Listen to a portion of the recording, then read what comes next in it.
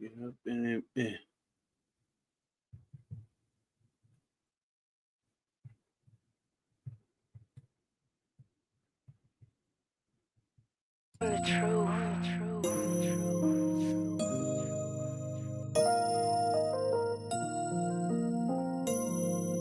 Let the bed up, y'all. We'll be in here just a second.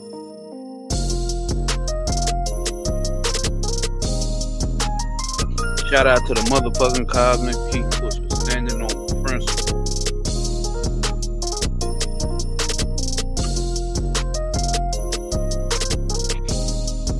Don't worry. It would not take 10 minutes. We're just getting some things shifted and moved and shifted it.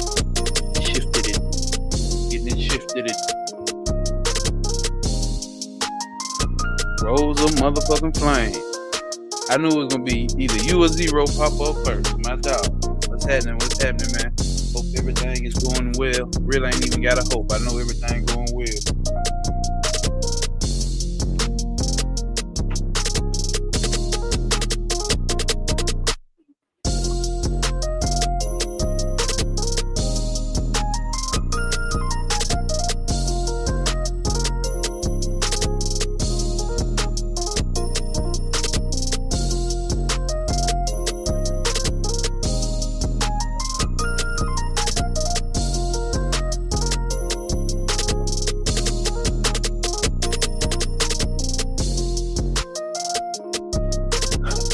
Y'all, we about to get on up in here. Let's get this done. Get that taken on down. Oh, my camera ain't up. Boom! There I go. Get this music over here. Alright, welcome to another Sunday of Know Thyself Sunday service, goddammit. We are here today, my fellow Cosmic P Pusher. What's happening? It almost didn't happen, but it always happens when it needs to happen.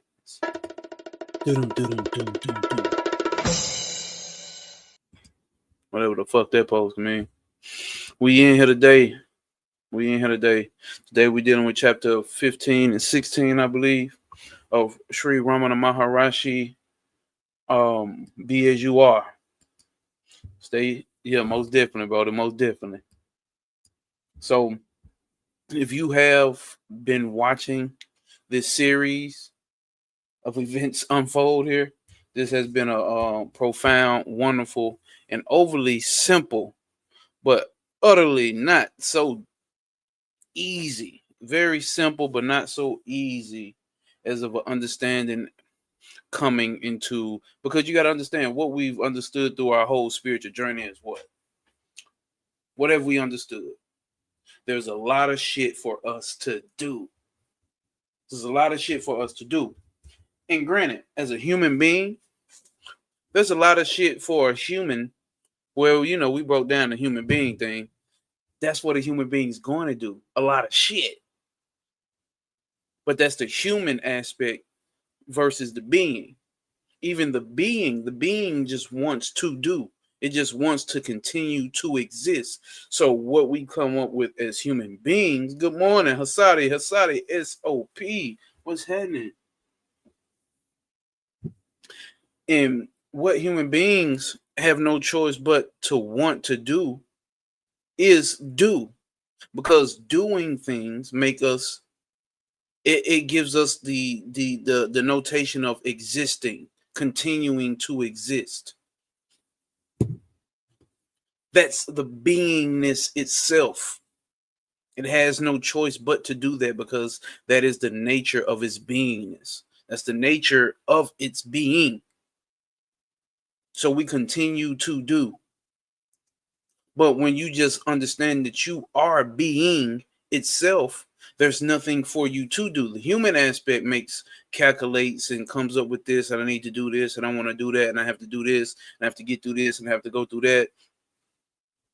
And you think in the common rhetoric of spirituality, it's like once I go through all of this, then I'll finally have camaraderie shit with God, or be one with God, or be one with source, or be one with the universe, or I fucking start flying around the world or some shit. I don't know. piss on moons and shit on earths. Who knows? But that's a part of the aspect of a human being. Let me drop this in the what's the name? Hold up, y'all. The Discord. But that's the aspect of a human being with the mind that a human has, right? It wants to do all of those type of things.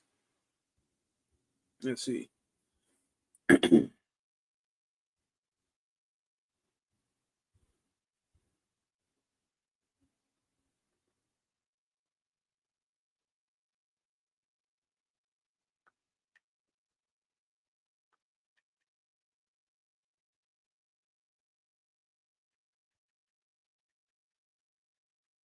Drop that in the Discord. Sadia, thank you for the what is this called? Super chat. Super chat. Thank you. Thank you. Much appreciated. Much gratitude. Much gratitude. Much gratitude.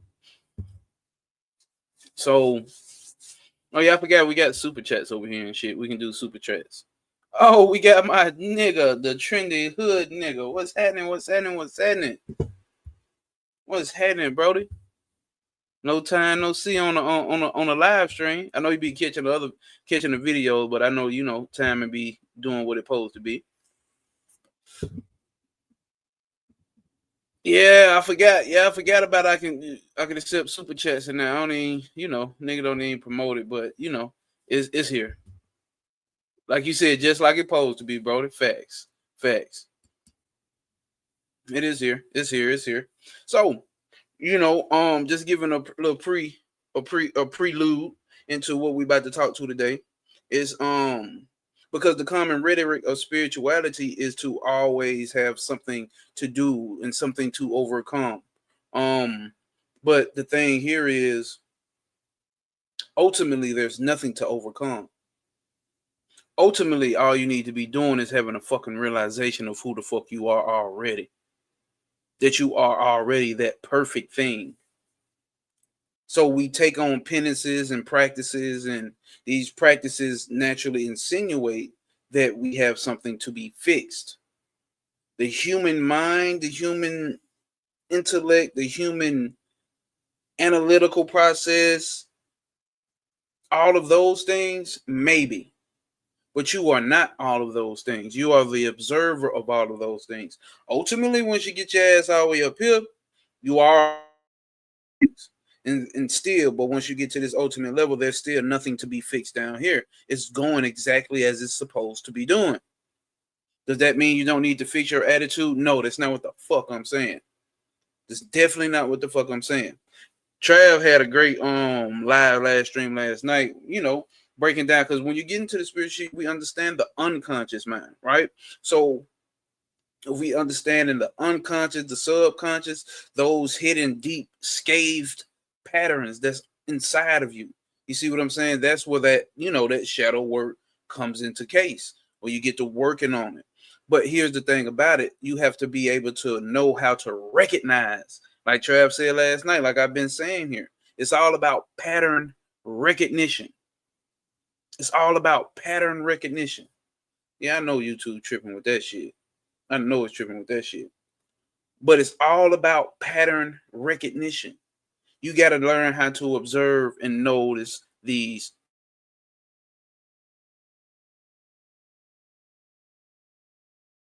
occult, being a part of the occult studies. Yo, am I breaking up? What's going on?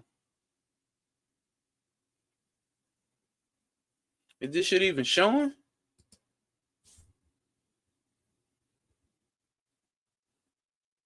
The fuck is going on?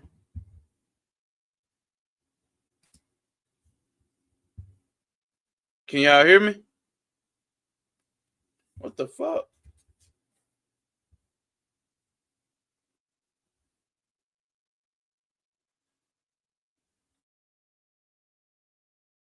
Oh, you good.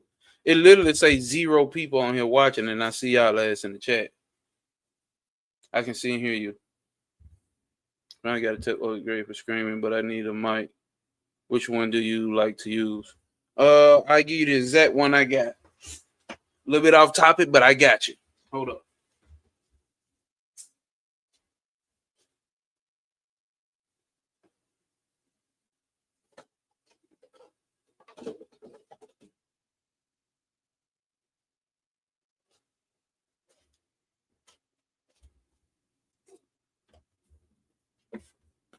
For Rose of Flame. Take a screenshot of that, my brother. Take a screenshot of that. That's the mic I got. Really affordable. Don't remember how much I spent for it when I first bought it, but I know it wasn't like no $100 or no $200-300 type shit. So, what did I leave off it? I forgot where I left off it. Forgot what I was talking about. But we have these aspects of us, right? That you're going to naturally weave through and weave out. That's why I say, like, once you get to the point where you understand that you are the observer and not these things, regardless. I seen somebody talking about Oshu and say Oshu was great in this and this and that, but he lacked accountability. And it's like you can see it from multiple levels. Remember what we talked about with Maharashi, right? When he's talking about how a Gyani or a person who's had self-realization sees things versus someone who hasn't had it, how they see a person who has had self-realization. You see it from two totally different angles.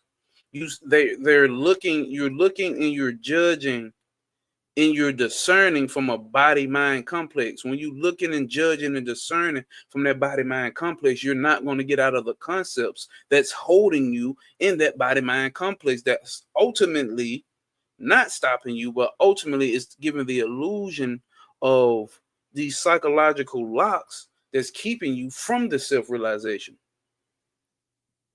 Because ultimately there's nothing to be ultimately.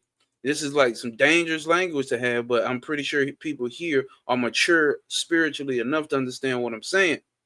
Ultimately, there is no accountability for anything. Nature does all. Arjuna, nature does this. Nature is the doer of all of this. What do we mean by that? That's, if you want to break it down, you want to get down into it, that's the deep impressions that's the deep mental latent impressions that you have, right? And if we understand these impressions on the unconscious and the subconscious mind, they are the 5 elemental patterns. You can go very deep if you want to. You can go very deep if you want to, or you can understand the principle. Recognize the principle. You need to recognize it. When you recognize it, then you understand it. And then you watch all of these patterns play out in your face. It's all about pattern recognition.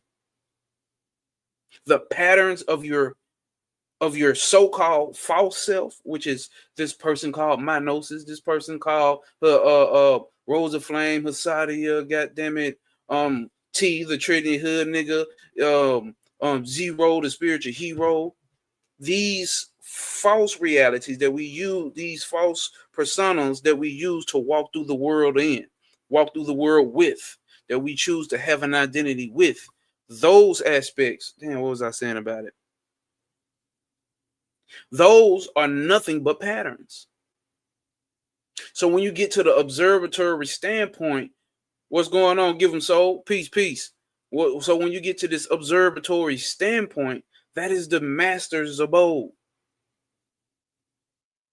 Because once you get to that pure presence, you get to understand, like, oh, I actually want for nothing. You got to think about this human being as no way pop. He's going through life. I need to get this. Like, I'm about to move right now. You know what I'm saying? Got a son on the way. So I need to get this. Got to handle this. I got to do this. Oh, I got to pay that. Okay, then I can't wait to do this. And I can't wait to do that. I got to do this. I got to do that. That personality of those patterns, those 5 elemental patterns that have been structured to a certain type of way that gives me that gives this body, mind, this personality, that's the one that's thinking that it needs. The pure observer, the pure presence has no wants, has no needs. It just sees all of this happening. But you have to understand how the illusion comes into play. Now, I'm going to speak about this in a dualistic way that actually may be contradictory, which is exactly what it's going to be. But imagine just being stuck and trapped. Like you done had that sleep paralysis, right?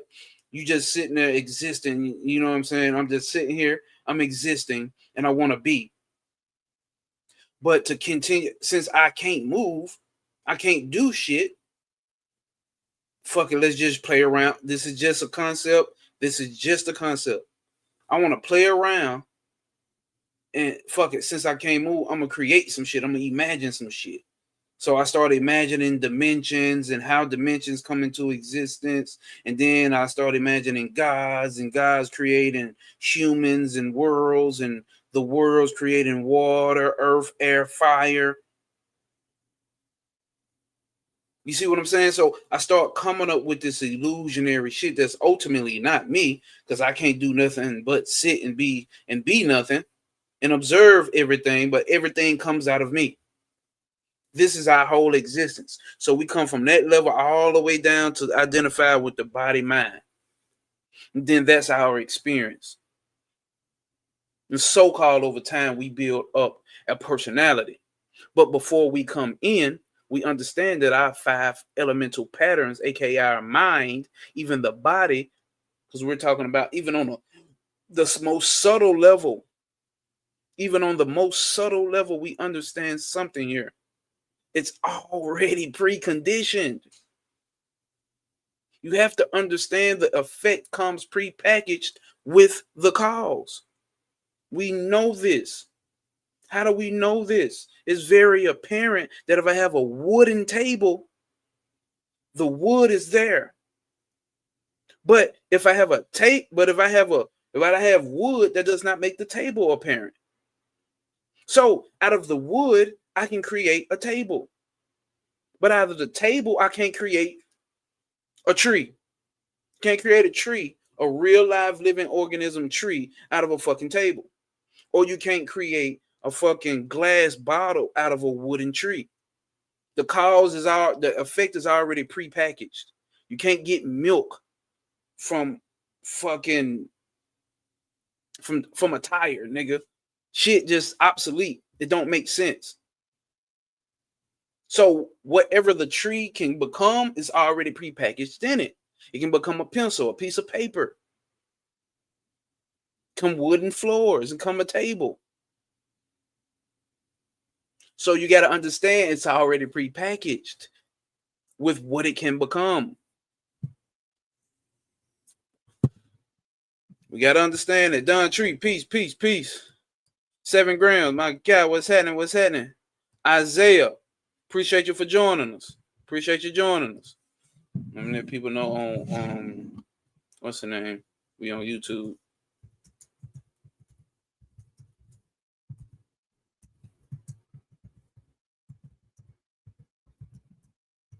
Shit, there's probably people on my Facebook as well. Hold up, y'all. Cause we finna go on and pull the chat up though.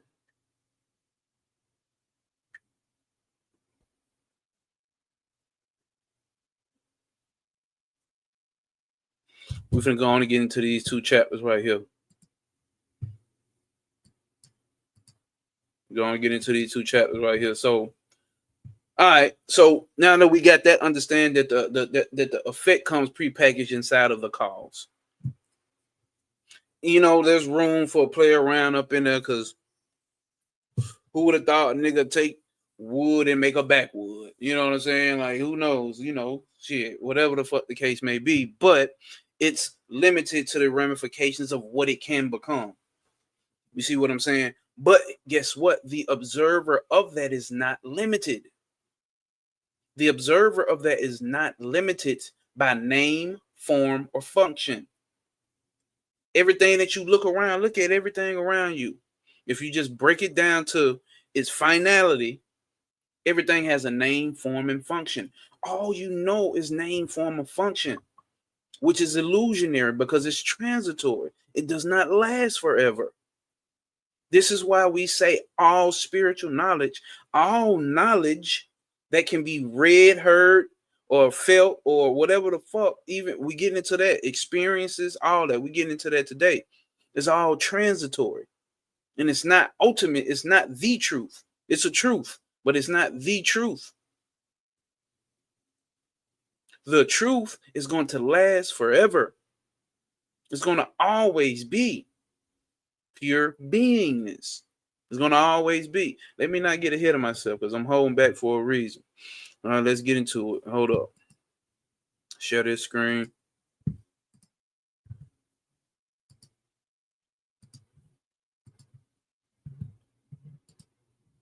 How does that look on y'all screen? Is it clear?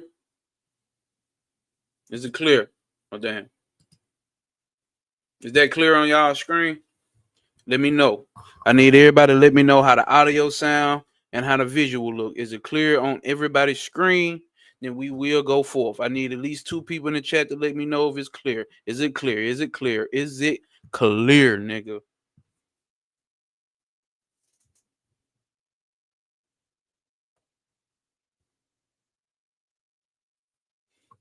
Yum Soul say clear.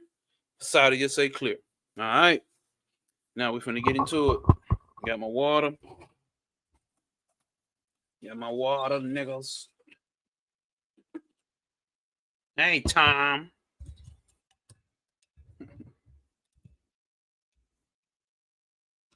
Put some more water in my cup. All right, Rosa Fang say we look good. Don Tree, my dog. Don Tree. Ever shining. Eternally I shine.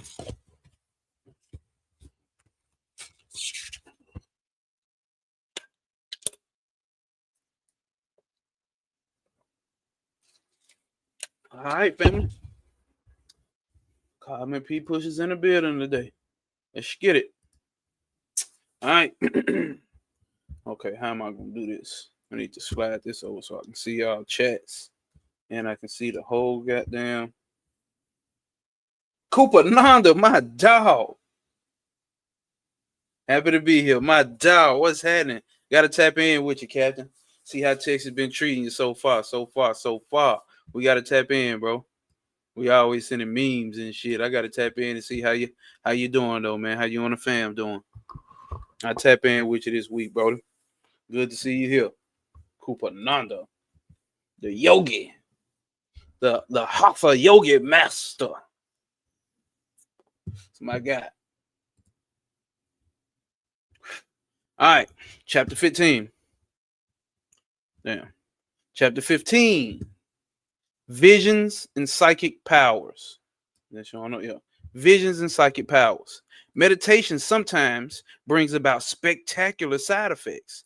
Visions of gods may appear, and occasionally supernatural powers, such as clairvoyancy and telepathy, are developed. Right? We know this, right? Some of you niggas got these powers. Both of these effects can be deliberately produced. Both of these effects can be deliberately produced. So here's before we get into it, you got to understand, motherfucker ain't saying it's not real.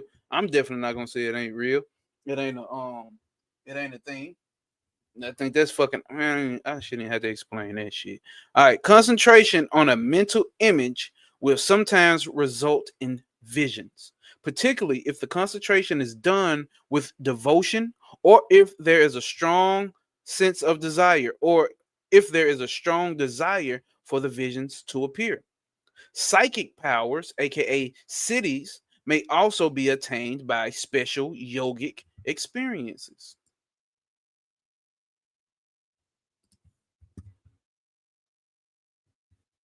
So here go one of the top books right here to pick up if you don't have it.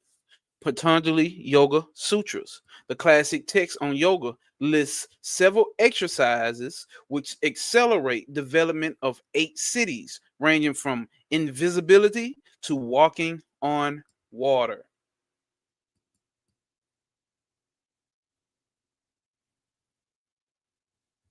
To walking on water.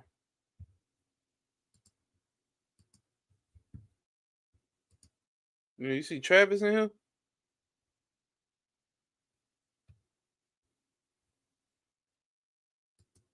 What you talking about? What you talking about, Graham? Trav did ask me last night, was I going live today? Thought it didn't pop up in the chat. Let's see. So there go your Jesus stuff right here. You know what I'm saying? Walking on water, invisibility. It's obvious that it's been done. It's obviously that it can be done. Some people don't. Some people still don't believe. Man, I'm about to walk on water. I wouldn't just completely deny that. I wouldn't. I couldn't. But Sri Ramana discouraged his devotees from deliberately pursuing either they were products of the mind, which might impede rather than facilitate self-realization. Can anybody understand why he would say such a thing? Matter of fact, I'm gonna go. I want to ask questions. Let's go back to this. Let's pull this up. Let's pull me back up to the screen. Can anybody tell me why he would say psychic powers? Just throw something out there. You ain't late, Saren Pick. Throw something out there. Why would he say psychic powers and spiritual powers, walking on water, invisibility, flying through the ethers, and all of that shit? Why would he say? I mean, he really already just said. But how could he come to an understand? What type of understanding and realization would he have to have? Because what human being wouldn't want to fly? What human being wouldn't want to shoot rays out his fucking eyes? What human being wouldn't want to fucking send telepathic thoughts to the next person? What person wouldn't want to fucking go invisible?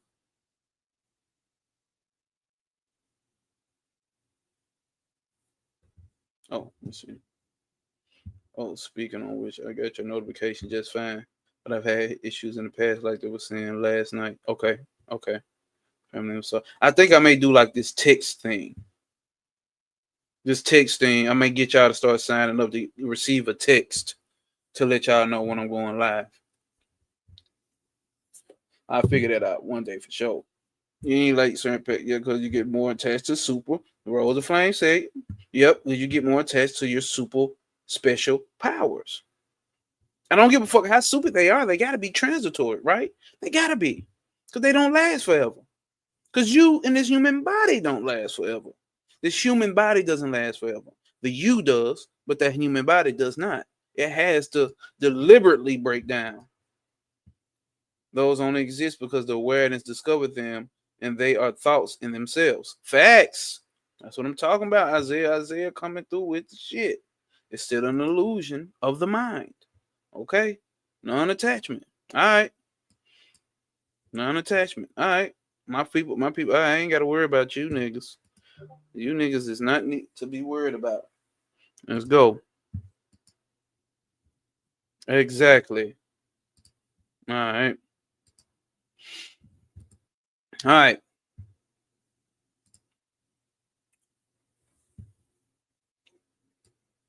Let's get back to it. If you're on IG, we are on YouTube at Mynosis, MYGNOSIS.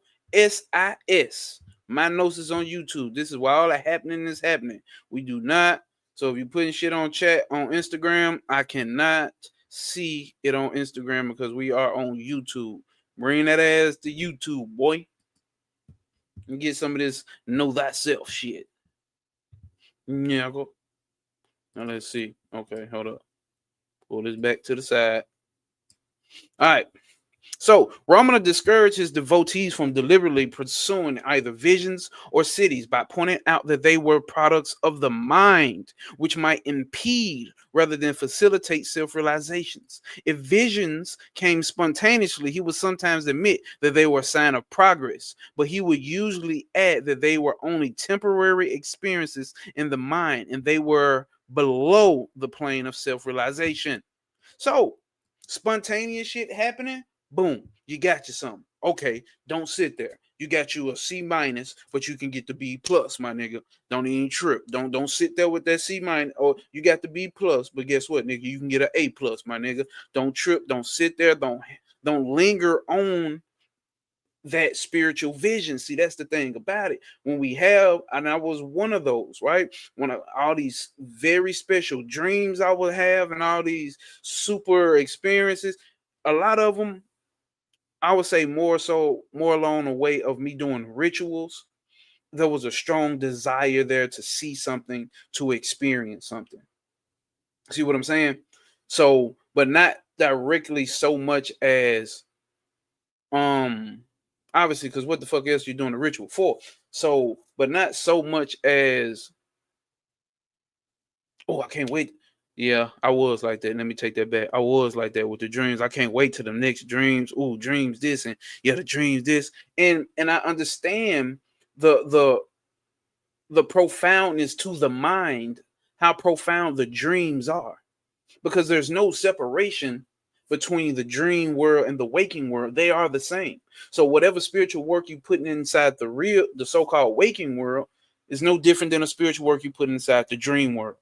I've had that understanding from so many breakthroughs in the dream world anyway. Because if you get into occultism, you understand the importance of dreams anyway.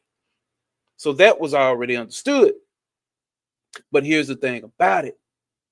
We as human beings, we can get attached to these experiences, experience after experience after experience after experience. What's the thing? What's the common denominator here? It's you, the self, who's observing these experiences, but the experiences always come and go. You, the awareness, are aware of these experiences. You never change. The one who is observant of these experiences never change, but these experiences change. So why hold on to these fucking experiences, man? Why keep chasing experience after experience after experience? He just told you, you're going to play around in the fact, you're going to play around in the cage or the playpen of the mind is what you're doing. Yes, you're going to feel like they're so fucking profound. Of course you are, to the mind. But the observer is not happy or mad that these experiences are happening, nor is it attached, my niggas. So, if visions come spontaneously, we'll sometimes admit that they were sign of spiritual progress. You know if you've had signs of spiritual progress. Sometimes we just lack the confidence, right? That's another thing in spirituality. We lack the confidence. We lack the conviction. So we go out and ask others. And I'm not saying nothing's wrong with that, because there were times I went out and asked others until I really came with the conviction that, oh, I get it. It's for me. And even then I would still discuss it with others because I'm aware enough that to know that I could get some type of spark, some seed from another person. And it was meant for me to bring it up to them because they, you know what I'm saying? They see it from another point of view and it helps open me up. Like, no did it, but it helps open my mind to be able to see different aspects. Like, oh, that was that, and that was this, and that was that. It happens like that. But you got to have the confidence as well. You still need to have that confidence in your knowingness. So sometimes these would be signs of spiritual progress, but he would usually add that they were temporary experiences in the mind and they were below the plane of self-realization. If cities or spiritual powers appear spontaneously, he will outline the dangers of becoming attached to them. Explain that such powers were more likely to inflate the ego. Do you hear that? More likely to inflate the ego than eliminate it, and emphasize that the desire for cities or spiritual powers and the desire for self-realization were mutually exclusive. Think about that, nigga. If you start being invisible today and you learn how to fly like Superman, became strong like Superman, your ego will be so motherfucking massive. First thing a nigga gonna do is become a rapper. Weak ass niggas. Y'all niggas can't fly. Weak ass niggas can't shoot no can't shoot no rays out your eye. Weak ass nigga. You can't beat up. Weak ass nigga. You can't beat up dark side. Weak ass nigga. Like, you gonna get so motherfucking egotistical once you get those powers, bro. Now you're gonna have to have more work to put in to goddamn come down from your high horse of an ego. Let's just be straightforward with this shit. Let's just be straightforward with this shit. Because that's what people do. You already do it. We already do it now as human beings, bro. We learn some shit that other people ain't learned. And we, you know what I'm saying, motherfuckers slick got their little nose up like they better than the next person. So imagine if you fuck knowing some shit. Fuck, I mean, if you got powers now, nigga, you can lift up a motherfucking train. Bullets can hit your body and not do a damage, not put a ding on your ass. Come on, man. What you think gonna happen, man? Stop the cap, man. Stop the cap. The self is most intimate and eternal being where the cities are formed. The self is the most intimate and eternal being, whereas the cities or spiritual powers are foreign. Cities are acquired by effort, whereas the self is not. Do you hear that? You have to put in effort to acquire spiritual powers. But to be the self, know thyself Sundays, it does not require effort. The powers are sought by the mind. The powers are sought by the mind, which must be kept alert, whereas the self is realized when the mind is destroyed. Let's read that again. Sir Pig said, I'm breaking in every bank in the world. Why would you not? It's like, why would you not, bro? You know what I'm saying? It's like, even then, superpowers or not, niggas still gonna want some money. You get what I'm saying? Come on, bro. We'll get these superpowers and do the most human shit. Even though it's utterly unhuman to have these superpowers like Superman or something. But we gonna do the most human shit. Let's just keep it real. I'm missing a lot of comments, y'all. I'll go back to him. Give me a second. So he says cities are acquired, or spiritual powers are acquired by effort, whereas the self is not. The powers are sought by the mind, which must be kept alert, whereas self-realization whereas the self is realized when the mind is destroyed. Where the mind is destroyed. Self-realization is the destruction of the mind. The destruction of the identification with that motherfucker. But that's another story. The powers only manifest when there is ego. The powers only manifest when there is ego. The self is beyond the ego and is realized only after the ego is eliminated.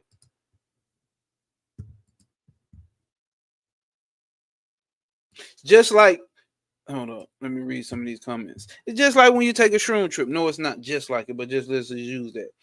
When you take a shroom trip, when you finally let that ego go, you done any hallucinogens like mushrooms or DMT, you know the trip starts when you finally give into submission.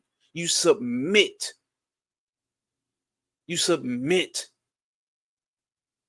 When you submit to it, that's when the trip starts. When you reject the submission because your ego is so strong and want to be in control so motherfucking much, when you reject it, that's when you niggas have bad trips. I know. That's when you have bad trips because your ego is always trying to be in control. But when you submit that ego, when you let go of that ego and let go of trying to be in control, that's when the realization, or that's when the profound colors and shit you see and all that shit starts to happen.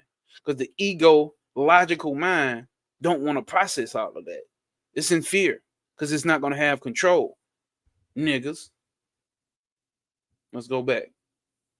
Certain Pick said, I was looking at a show when people said they died and came back, and talking about what they saw makes me think, was the mind playing tricks on them? That's exactly what the mind is doing. Because what though? Because what is it? Because the mind can only dish back out to you what it can give to you, all based off of its concepts. I think Trav was going in on this last night as well. Then you have some experiences where the mind cannot even comprehend, and you have no explanation for those type of experiences. So based off those people who died and came back, some will see Jesus, some see the devil, based off of the concept that they've seen. Some will see little elves and Santa's helpers or whatever the fuck, based off of the concepts. That is right. That's why they talk about this here. When you get this self-realization, you destroy the mind. When the so-called body deaths come, what will you experience? That's what Maharaj always asks him. Now that you come here and you've got this knowledge, now you know that you are not the body and not the mind.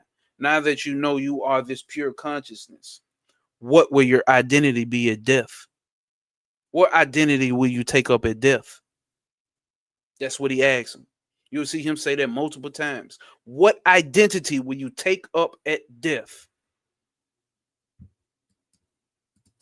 Man, I feel the same way and realize something about rituals too. Okay. When you lack conviction, you're unsure. That's all. That's it. You're just unsure. So now you live in a realm of belief, right? Almost every single time. Then you get cult leaders. Facts. Makes sense. Peace. No face divination. What's happening? What's happening, Captain? Peace to you, my brother. Much love to you, dog. Always standing on motherfucking principle.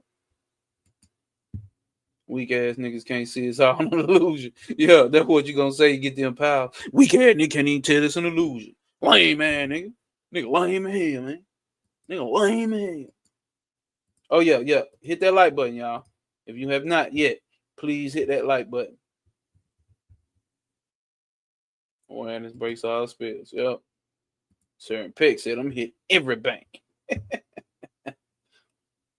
Facts.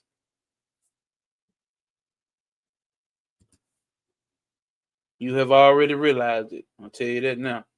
You already realized it. Love always. All right, y'all. Let's see. If you on YouTube, if you on Instagram, we are on YouTube. I highly advise you to always come to YouTube.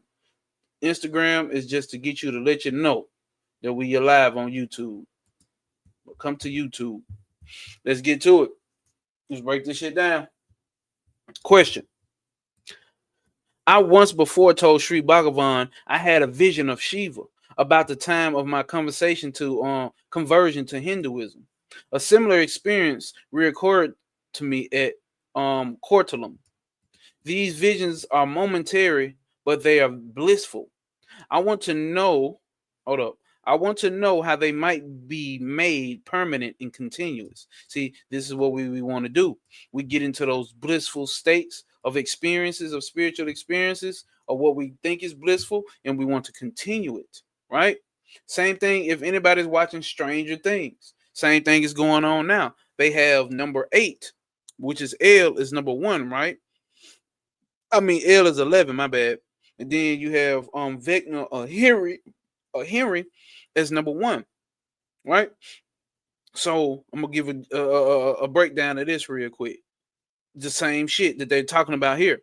So now you got to understand this whole group of town is fighting to stop what's happening, and actually they've become addicted to the fighting and having to fight with Vecna and trying to stop. Oh, my bad. Okay. All right, not too many people seen it. But put it like this. There's a character named Kali and Shiva, right? So there's a character named Kali, and Kali is not with the bullshit. Kali is like, the only way to stop this is to really stop all of this shit. But everybody else trying to live in an illusion. Oh, we this and that, and then it's finally over. And she like, nigga, it's never over. It's a continuous cycle. It's in a continuous illusionary cycle. That's all I give. I start right there, Rose of Flame. Zero, my Mexico hero. What's happening, gang? What's happening? But these visions are momentary, but they are blissful. I want to know how they might be made permanent and continuous. With Shiva, there is no life in what I see around me. Without Shiva, there is no life in what I see around me. I am so happy to think of him. Please tell me how his visions may be everlasting to me. Check this out. Now, what Bhagavan say? You speak of a vision of Shiva. Vision is always of an object. Right there. Visions are always of an object. That implies the existence of a subject. The value of this vision is the same as of the seer. That is to say, the nature of the vision is on the same plane as of the seer. The nature of the vision is on the same plane as of the seer. Appearance implies disappearance. Also, if something can appear, it must disappear, nigga. Think about that. All of your spiritual experiences, no matter how profound, bro, no matter what knowledge you get, it appears, then it has a disappearance date as well. You have to come to conclusion and understanding and exception of that.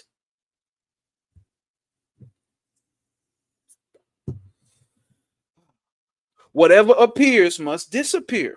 A vision can never be eternal, but Shiva is eternal. Outside of that concept that you have, this vision implies the seer. The seer cannot deny the existence of the self. There is no moment when the self as consciousness does not exist, nor can the seer remain apart from consciousness. I don't even think there's no more reason to build on that. I think that's very fucking apparent.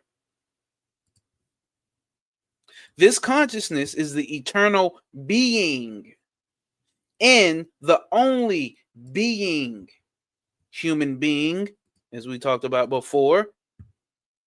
The seer cannot see himself, right? Is that not true for you right here, right now? Is that not true for you right here, right now? You cannot see, you can't even see yourself. Every time you see yourself is a distortion. It's a distortion. It's a distortion.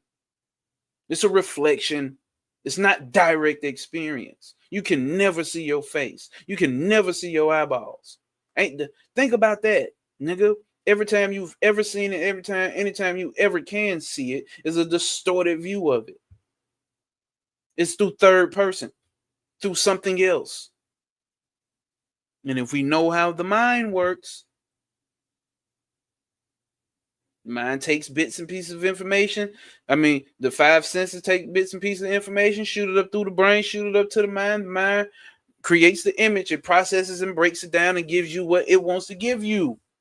That's your whole experience. No matter how spiritual we are, that's your whole fucking experience. That's the experience that you're observing. You have to understand and you have to accept that. It's hard to accept that. Does he deny his existence because he cannot see himself with the eyes as in a vision? Hold up. The seer cannot see himself, but does he deny his existence because he cannot see himself with the eyes in a vision? No. So because you can't see your eyes, you don't deny. You don't deny your existence because you can't see your eyes. You still know that I am. You still know that I exist. So pratyaksha, or pratyaksha, direct experience, does not mean seeing, but being. Huh? Huh? Okay. Okay.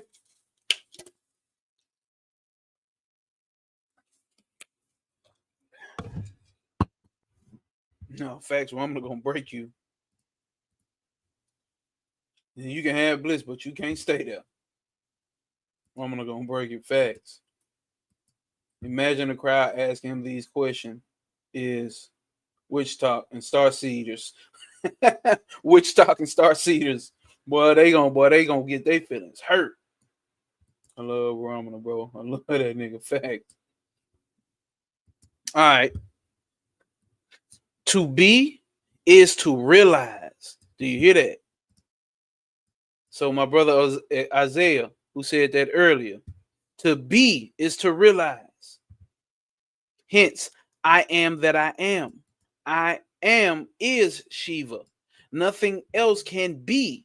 Nothing else can be. Nothing else can exist without him.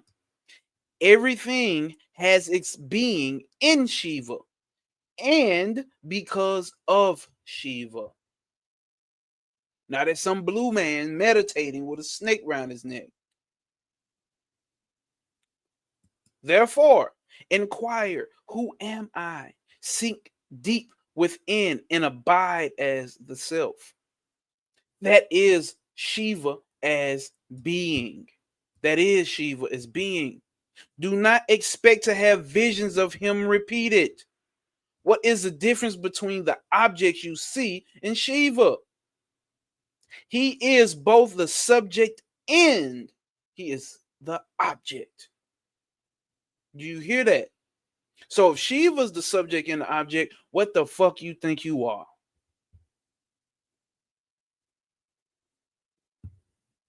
What the fuck do you think you are? If Shiva is the object and the subject, who the fuck do you think you are, nigga?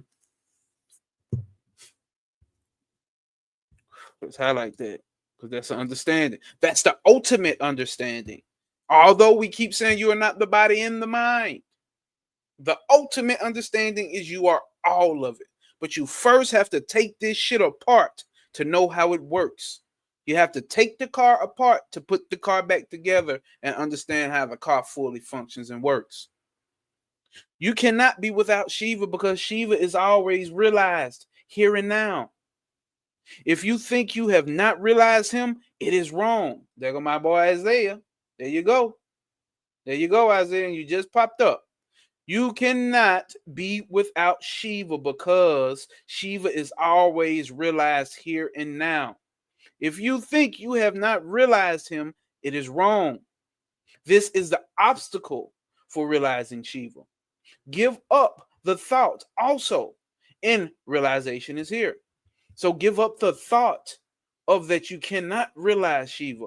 Give up the thought that you have not realized.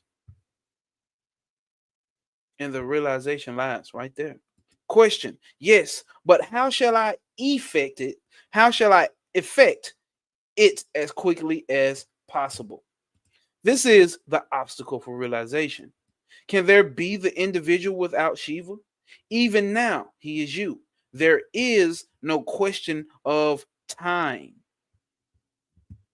If there is a moment of non-realization, the question of realization can arise. Listen, if there is a moment of non-realization, the question of realization can arise. But as it is, you cannot be without him. He is already realized, ever realized, and none, and never none realized.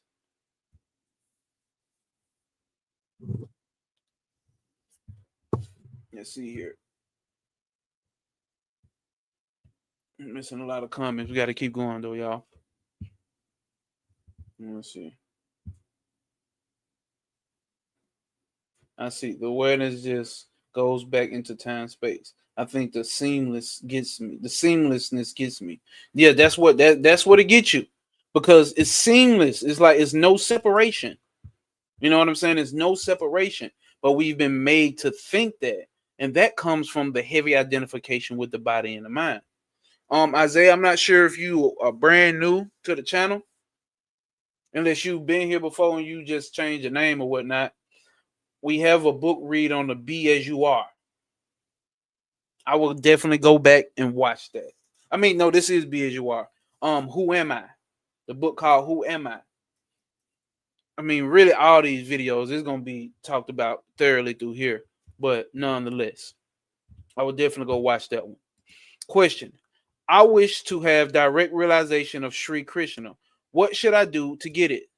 What is your idea of Sri Krishna? And what do you mean by direct experience? Since I can't pronounce that name.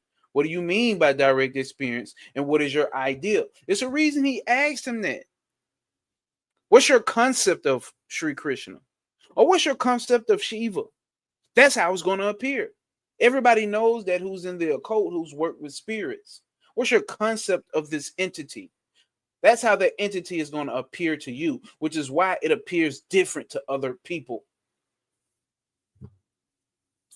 Which is why Trav said one time he liked the fact that when certain books had breakdowns of certain spirits or energies, he was happy that certain books didn't give an image. They didn't give an image. So he got to build up out of his own. He got to build it out of his own mind. Hold up.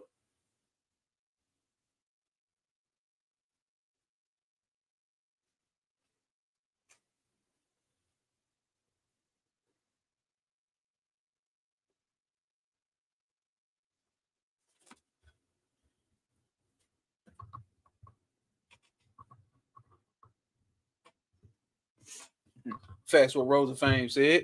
That's how it is. Right?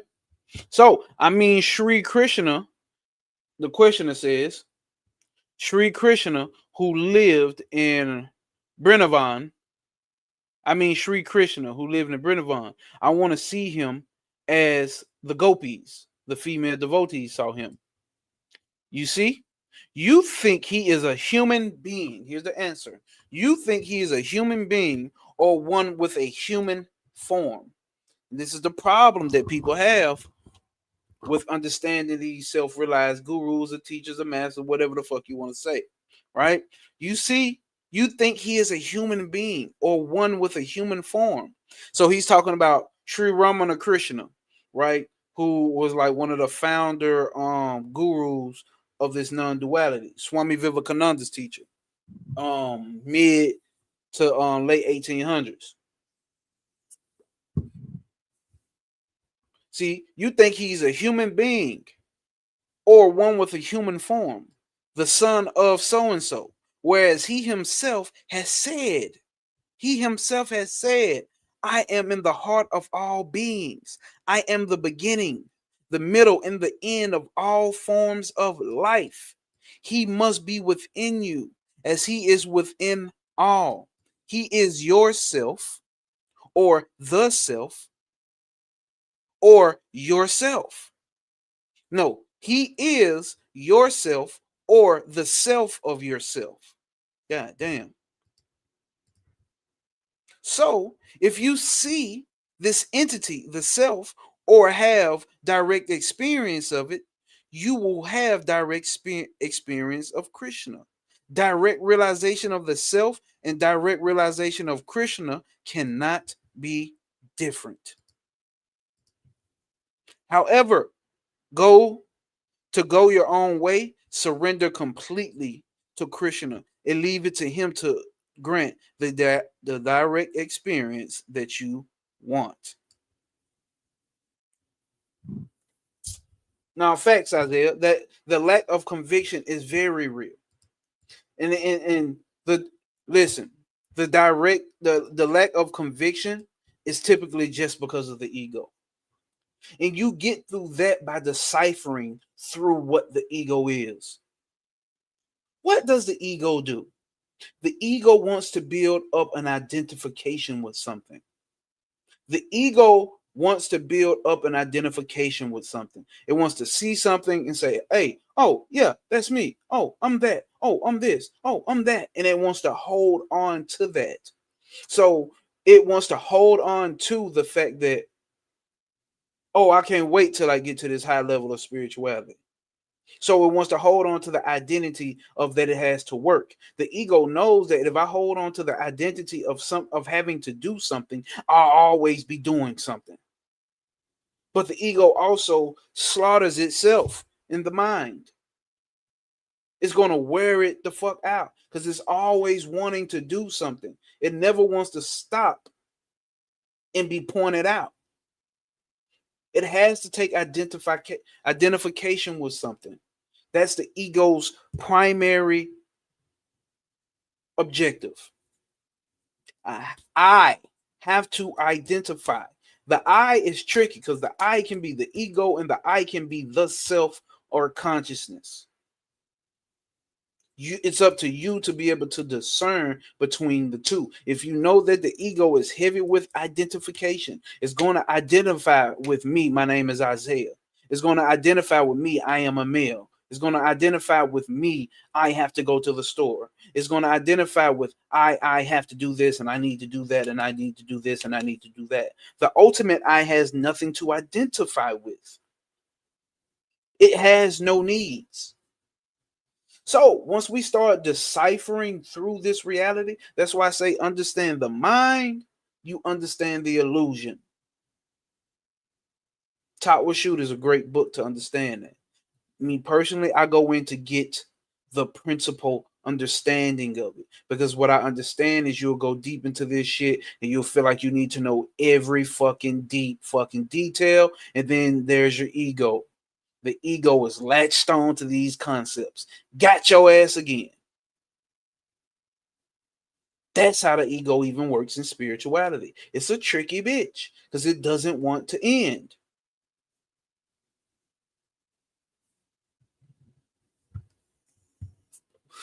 So, is it possible to speak with Ishwara or God as Sri Ramana did? We can speak to each other. Why should we not speak to Ishwara in the same way? When we can speak to each other, why should we not speak to Ishwara in the same way? Then why does it not happen with us? It requires purity, strength of the mind, and practice in meditation. Does God become evident if the above conditions exist? Such a manifestations are as real as your own reality. In other words, when you identify yourself with the body, as in the waking state, you see gross objects. When in the subtle body or the mental plane, as in dreams, you see objects equally subtle, right? In the absence of identification in deep sleep, you see nothing. The object seen bear a relation to the state of the seer. Is that not what we have been saying? The object seen bear a relation to the state of the seer. You have no choice but to see your own concepts in spiritual visions, in the waking world, or in your fucking dreams. It's all in relation to the seer. The same applies to visions of God. No difference. By long practice, the figure of God as meditated upon appears in dreams and may later appear in the waking state also. Question. Many visitors here tell me that they get visions or thought currents from you. I have been for the last month and a half, and still I have not had the slightest experience of any kind. Is it because I am unworthy of your grace? A vision and thought currents are had according to the state of the mind. Visions and thought currents are had according to the state of the mind. It depends on the individual and not upon the universal presence. Moreover, they are immaterial. Do you hear me? These visions are immaterial. What matters is peace of mind. What is realization? Let me highlight that. Damn. So all these people having visions, okay, that's cool. But nigga, what really, and you mad because you ain't had no vision? That's not the real thing here. Nigga, we're not all just about visions and thought currents around this bitch, nigga. What is realization? It is to see God with four hands. bearing a conch, a wheel, and a club. Even if God should appear in that form, how is the disciples' ignorance wiped out? The truth must be eternal realization. The direct perception is ever present experience. God himself is known when he is directly perceived. It does not mean that he appears before the devotee in some specific form or particular form. It's not about that. Unless the realization is eternal, it cannot serve any useful purpose. Can the appearance of God with four hands be eternal realization? Can the appearance of God with four hands be eternal realization? It is phenomenal illusory. Do you hear that? It is temporary, phenomenal world illusory. Give a fuck what God you saying. There must be a seer.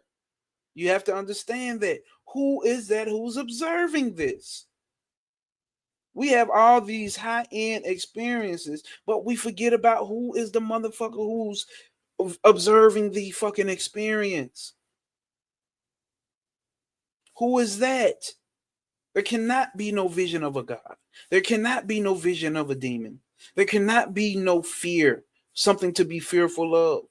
There cannot be something to be joyful of if there's not the fucking observer there. There must be a seer. The seer alone is real and eternal. So all visions from this standpoint are all false. They're not real in that aspect of real being that which does not die, which does not fade, which does not erode, which does not come and go. That's what we consider real. Let God appear as the light of a million suns. It is direct. Is it direct experience? To see a vision of God, the eyes and the mind are necessary. Do you hear that? To see a vision of God, the eyes and mind are necessary. It is indirect knowledge, whereas the seer is direct experience. The seer alone is direct experience. Do you hear that? The seer alone is direct experience. You are not putting your focus on the direct experience, which you have every fucking waking moment, sleeping moment, dreaming moment, deep sleep moment. We are putting the focus on the objects. We forget about the fucking subject. We forget that we are the ultimate subject. Question. People talk of Vakunta, Kalasa, or Indraloka, which these are the lokas of the heavens, right? Or Chandraloka, the Hindu heavens. Do they really exist? Let's get to it. Let's get to it. Do these heavens exist? This can relate to any other heaven that you know about. There's no difference. Just a concept built up for the Hindu religion, right? So any concept of heaven that you think, oh, heaven is in the mind. Heaven and hell is in the mind. That's right, niggas. Certainly. Certainly they exist, he's saying. You can rest assured they all exist. They are also a Swami. They're also a Swami like me will be found seated on a couch, and disciples will also be seated around him. Uh-oh. Uh-oh. So in those heavens, you'll see some shit. You'll see the Saksan shit going on right up in there too. They will ask something, and he will say something in reply. Everything will be more or less like this. What of that? If one sees Chandraloka, one will ask for Indraloka, and after Indraloka, Vakunta, and after Vakunta, Kalisa, and so on. And the mind goes on wondering. Do you get that? You get that? You niggas will even get to fucking heaven and even want more. Niggas will get to heaven and want more. Like, yeah, you know what, God, like this shit perfect and all and shit, but like, you ain't got like Amazon Prime in this motherfucker. Like, can we get TVs or something? Like, then you get the TVs. You know what I'm saying? Like, can we get the Earth channel on this motherfucker? Like, you know what I'm saying? Like, I was thinking about starting a business, guy. Can I like start like a streaming service or something up here in heaven or something? Can I like, okay, ain't there like another like part of heaven like where everybody can't go, like excluded, like special people, guy, like your real special people? Can like we nigga gonna want more and more and more and more and more and more and more and more and more and more. This is why you need to function and get this shit understood here on this plane of existence on earth. You just want more and more and more and more and more and more and more and more. The ego ain't never satisfied. That's why I say the ego, the intellect, all of that shit ultimately destroys it fucking self by keep wanting more. That's the why you're doing the same shit in spirituality. You keep wanting more and more and more fucking concepts. You're doing it under the skies of that you fucking advancing. You're not fucking advancing ultimately. Ultimately, all you're doing is burying yourself in more fucking spiritual concepts that ultimately at the end you're gonna have to break free of. And you making it harder to break free of because you're adding more fucking content. Am I making this shit? Is this shit clear or not, bro? And I'm talking from a standpoint like this because I'm a nigga who been in it. I'm a nigga who been in it. Again, if you're on IG, we are on YouTube. Mynosis, Mygnosis.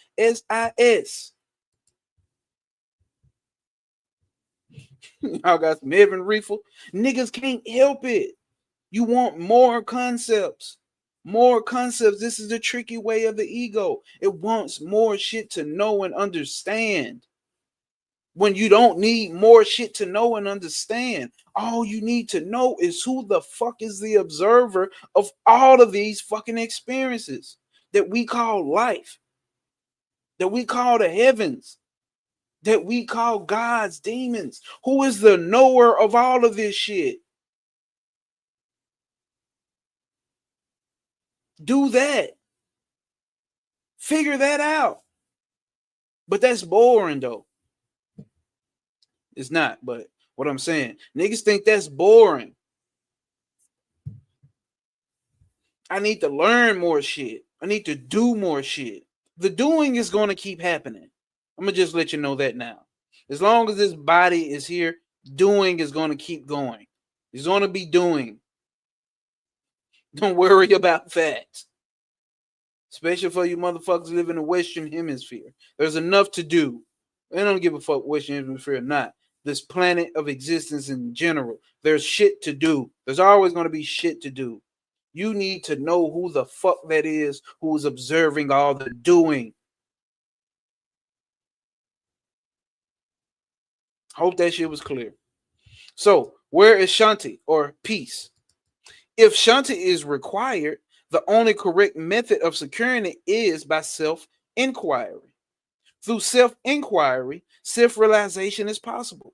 If one realizes a self, one can see all of these world within oneself.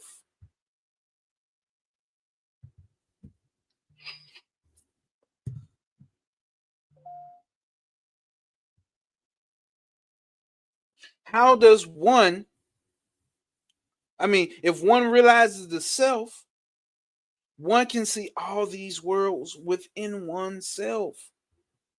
Why can't you accept that? It's not the real you that can't accept it. It's the ego that can't accept it. That's why you think you have to go through levels. For the playing around in the mind, for common talk and rhetoric around spiritual shit, yes, levels. Go through them. You got to. But for the ultimate understanding of this shit, there is no levels. If you go up and down the steps inside your house, it don't matter. You're still in the house. You have not elevated and left some shit. You're still in the ramifications of the house.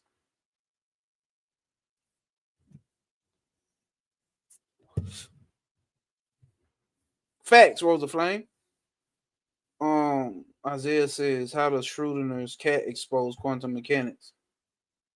I had to look back into that because I can't even tell you right now. Somebody break that down. What Schrodinger's cat exposed quantum mechanics? Sir Impeccable says, Rosa Flame said, yeah, you can't, yeah, it's boring and you can't make money off that. Facts. Sir Impeccable said, when you object, when you object in the subject, when you the object and the subject, that's where the suffering ends. That's why Shiva looks like that. It's just a symbol of who you are. Facts. Facts.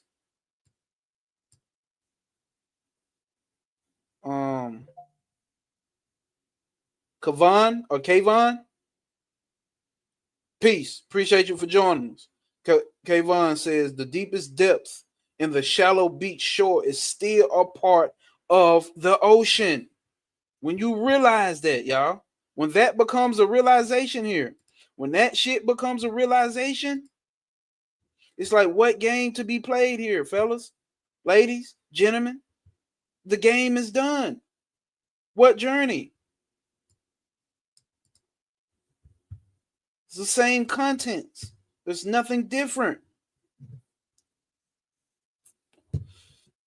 Okay. And Don Tree said the observer is not accounted for.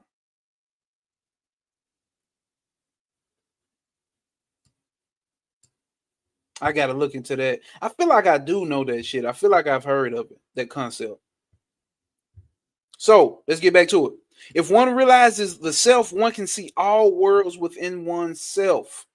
The source of the source of everything is one's own self. And if one realizes the self, one will not find anything different from the self. And these questions, these questions will not arise. What Maharaj be telling them? If you still got questions after this, it has not been realized yet, which is okay, but it ain't been realized. This shit deads all spiritual questions. I told you niggas once I ran into this shit and start after my personal experience, which we know is just an experience, and I ran into this shit, this non-duality, this Advaita Vedanta, my spiritual questions started to fucking fade away. Yeah, I can play around with the mind and try to put this together and put that together. Oh, damn, the world must finna be getting ready to go through this phase and this cycle and this. You can play around with that shit, but that's not a real question that I yearn to know. I don't yearn to know all of that shit. I don't feel like I need to know what fucking cycle we're in and what the fuck the next phase is about to be. Do I have a theory? Hell yeah, I got theories, nigga. Fucking AI and all of that shit, and human beings probably on a last leg of human being, whatever the fuck. I don't want to get into that right now because we can talk about that. I entertain that type of shit, but nonetheless, I understand that it's fucking entertainment. But my spiritual questions have fucking been answered.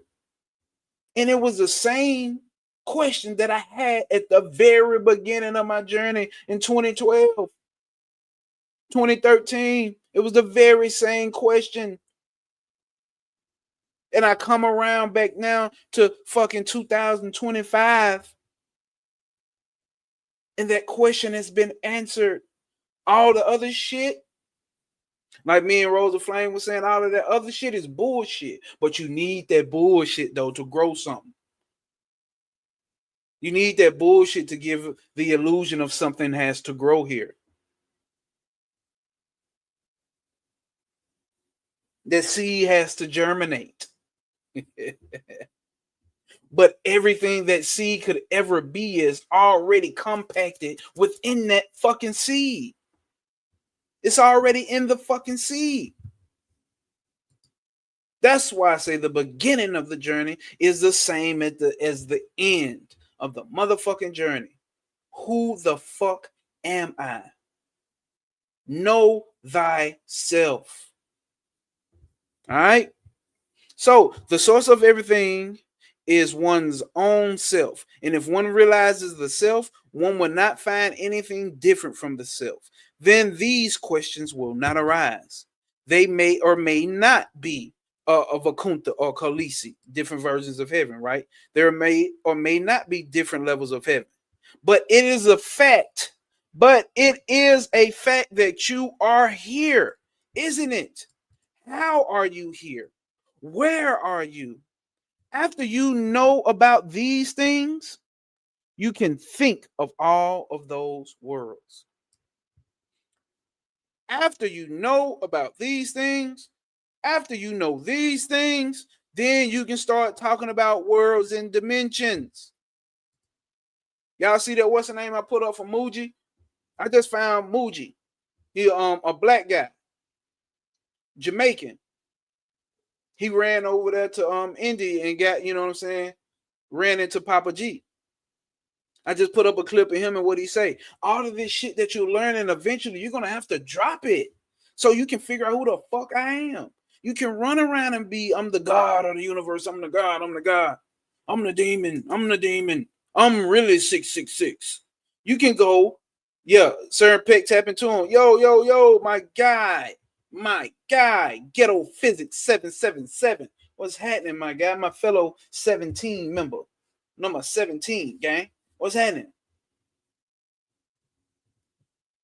But yeah, nigga, you can figure out all of that shit about motherfucking dimensions and worlds and gods and demons and what the fuck Illuminati is really doing and what's going on in this plane of it. Figure all that shit out. You can play around with that shit later, nigga. You're gonna have to drop that shit. Same shit Maharaj is saying. Same shit Maharashi is saying. Same shit my noses is saying. You're gonna have to drop that shit, bro. I'm telling you this from a nigga who come from the spiritual, goddamn it, whatever the fuck.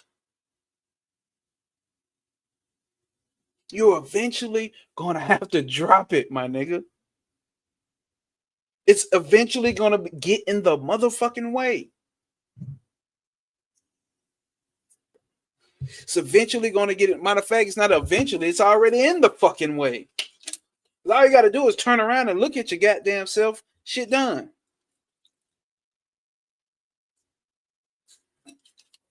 Shit over with. And see. To remember is to release. Certain picks I listen to him go hard. Now, facts. He do. Which side? You know his love, man. Was caught by the title. I had to tap in. You know, my seeing ass be seeing shit too. Don't we all be seeing shit? For real. To release, express, sign, exercise. Okay. At some point, if you're really making progress, you'll stop seeing that shit and seeing self as is, or looking for self as that as is. Facts. He's saying as is. Okay, gotcha. Facts are in paper. It ain't knowledge anymore.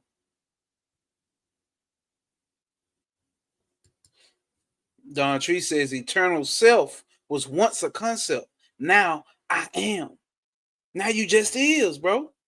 Now you just is. And here's the thing. I'm not saying that's not what Don Tree saying, but I'm saying that to add on to that. You were always I am. You were always just is.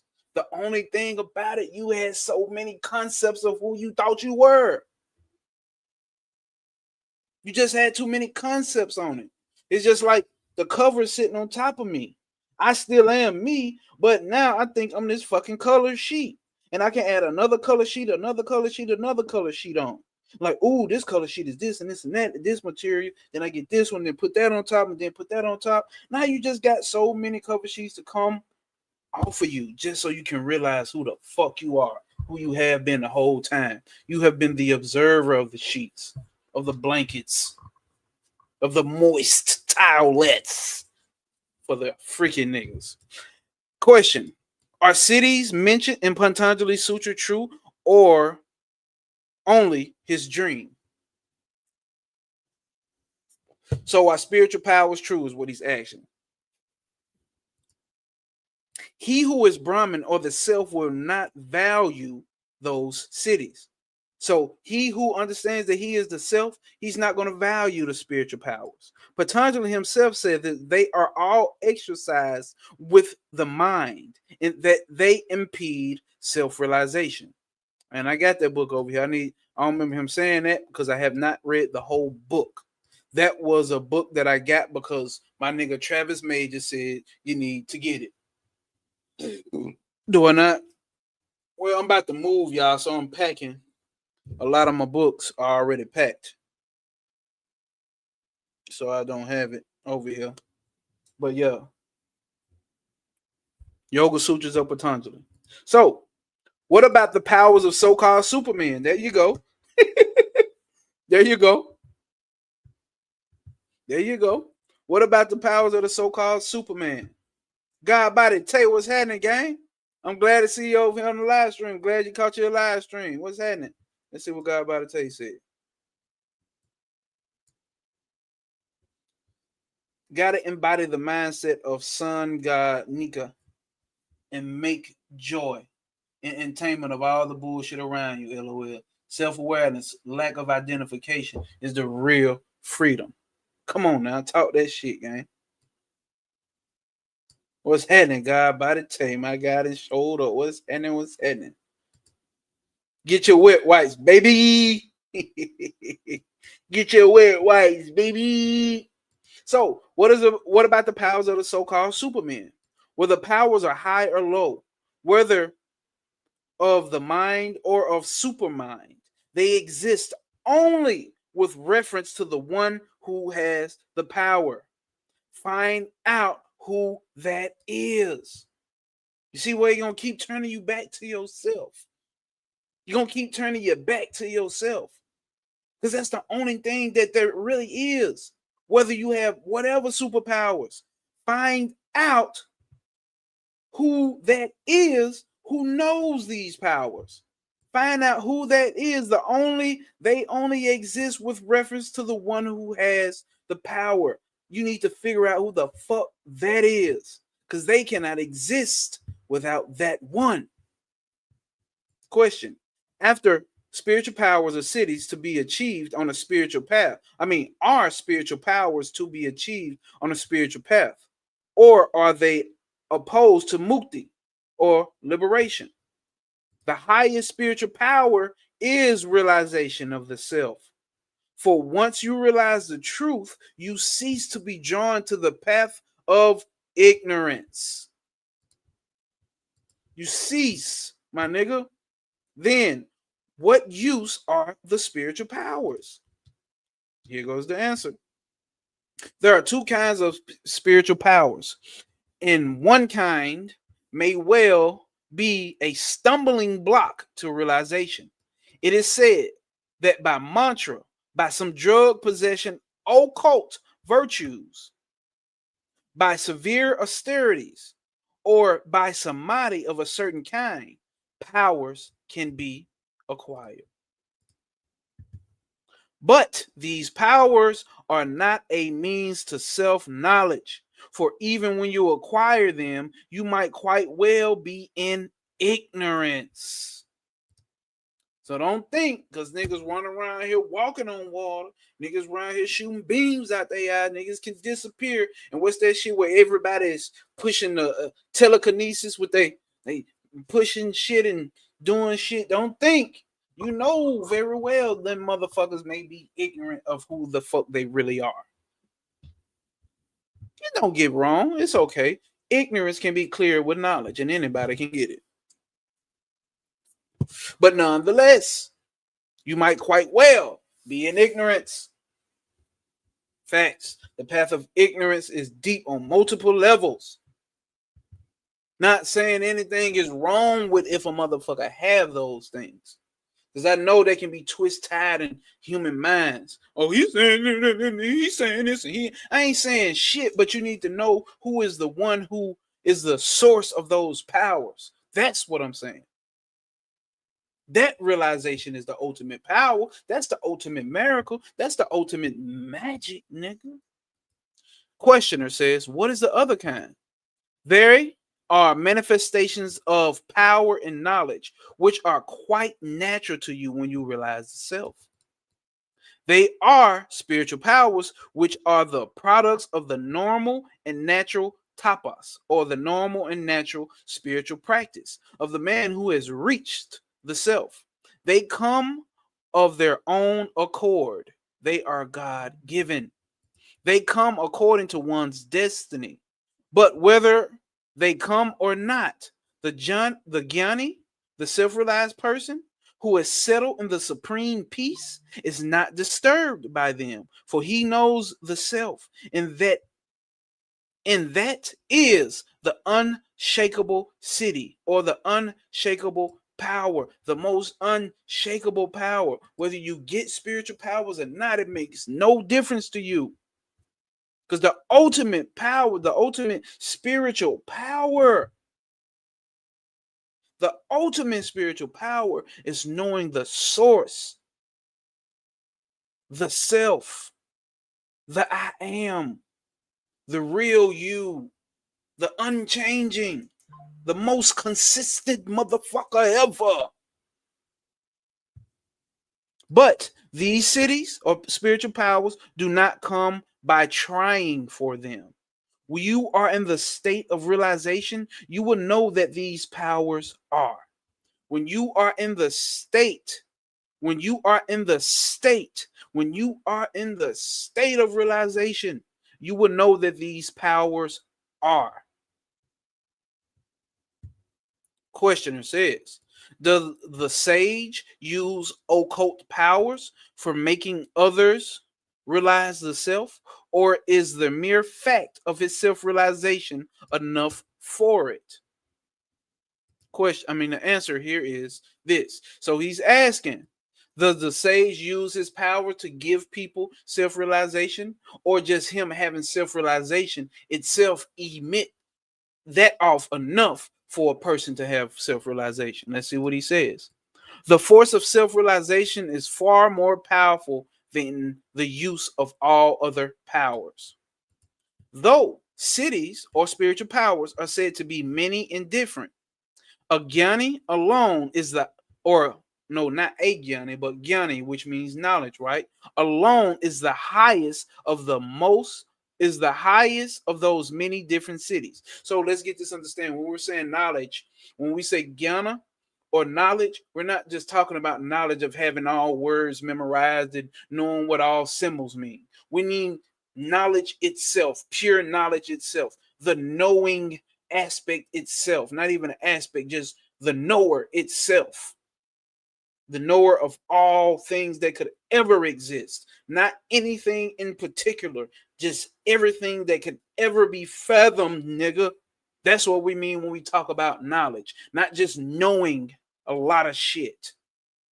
I need to clear that up because I know there's some new people here. So the cities are said to be of many and different. Jnana alone is the highest, or knowledge alone is the highest of those many different cities, because those who have attained other cities will desire knowledge of the self. Those who have attained Jnana will not desire cities. Those who aspire only for Jnana. Therefore, aspire, my bad, not those. Therefore, aspire only for knowledge. Although, now I'm going to need to highlight that whole thing. What am I doing? Although the powers appear to be wonderful to those who do not possess them, yet they are only transient. It is useless to aspire for that which is transient. All these wonders are contained in the one changeless self, my niggas. Where y'all running off to? Don't drop off. Bring your ass on in. Bring that ass here, boy. This what must be understood, man. Of course, the powers of Superman are wonderful to you. Of course, if you're a woman, the power of Wonder Woman is wonderful to you. I was just watching one of the Justice League shows. Wonder Woman, like, the point of being immortal and can't die, that shit is fucking terrifying. You got to watch everybody die. Everybody you gain feeling in love for. You got to watch every last one of them die. Whether they get killed or not, they get old age and they die.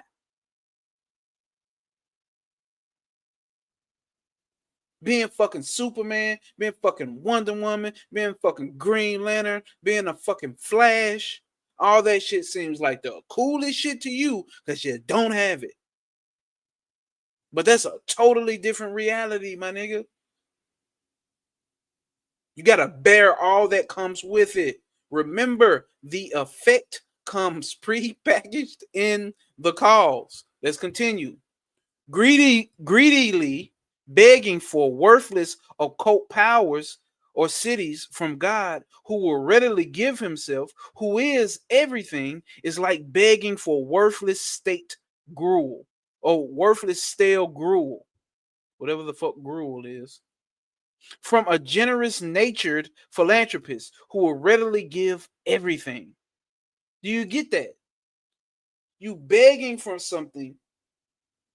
You begging for something from someone who would give you everything. It's like, what point does that make? And then you asking for the pettiest shit. That's what he's trying to say.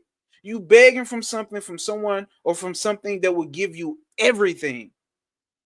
And then you ask for the pettiest shit. It's like walking up to fucking Elon Musk and asking, hey man, I know you got $700 billion, man, and I know you willing to give everybody anything they want. Do you mind giving me the tip of your shoestring, brother? Yeah, man. Please, man, give me your shoestring, man. Just give me the tip of the shoestring, man. Me got $700 billion, and you walking up begging for the pettiest shit. That's what he's saying. He's willing to give everything, but you here sitting here begging for the pettiest shit. That's what he's saying. Let's highlight that. In the heart, which catches fire with the blazing flame of supreme devotion. In the heart, which catches fire with the blazing flame of supreme devotion, all occult powers will gather together. However, with a heart that has become a complete prey to the feet of the Lord, the devotee will not have any desire for those powers.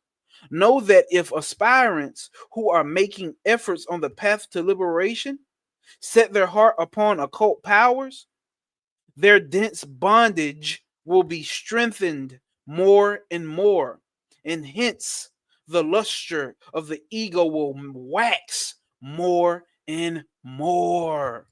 God damn it. You need to get that understanding. Get that understanding, man. Get it. Get it.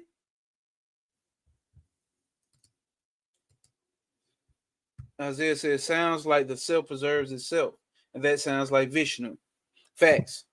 It is. It's the preserver, and it is the thing being preserved from that aspect, from that standpoint that you're speaking about. A lot of wallet feelings just got hurt. Even Crowley understood this and taught it. But I know hardly anyone actually read Crowley. You know,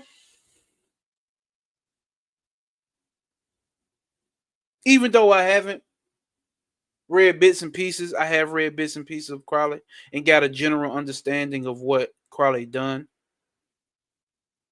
Just with that statement that you said, Rose of Flame, I know that's true. Because motherfuckers don't read shit. Motherfuckers ain't really reading shit, man. Motherfuckers ain't really reading shit.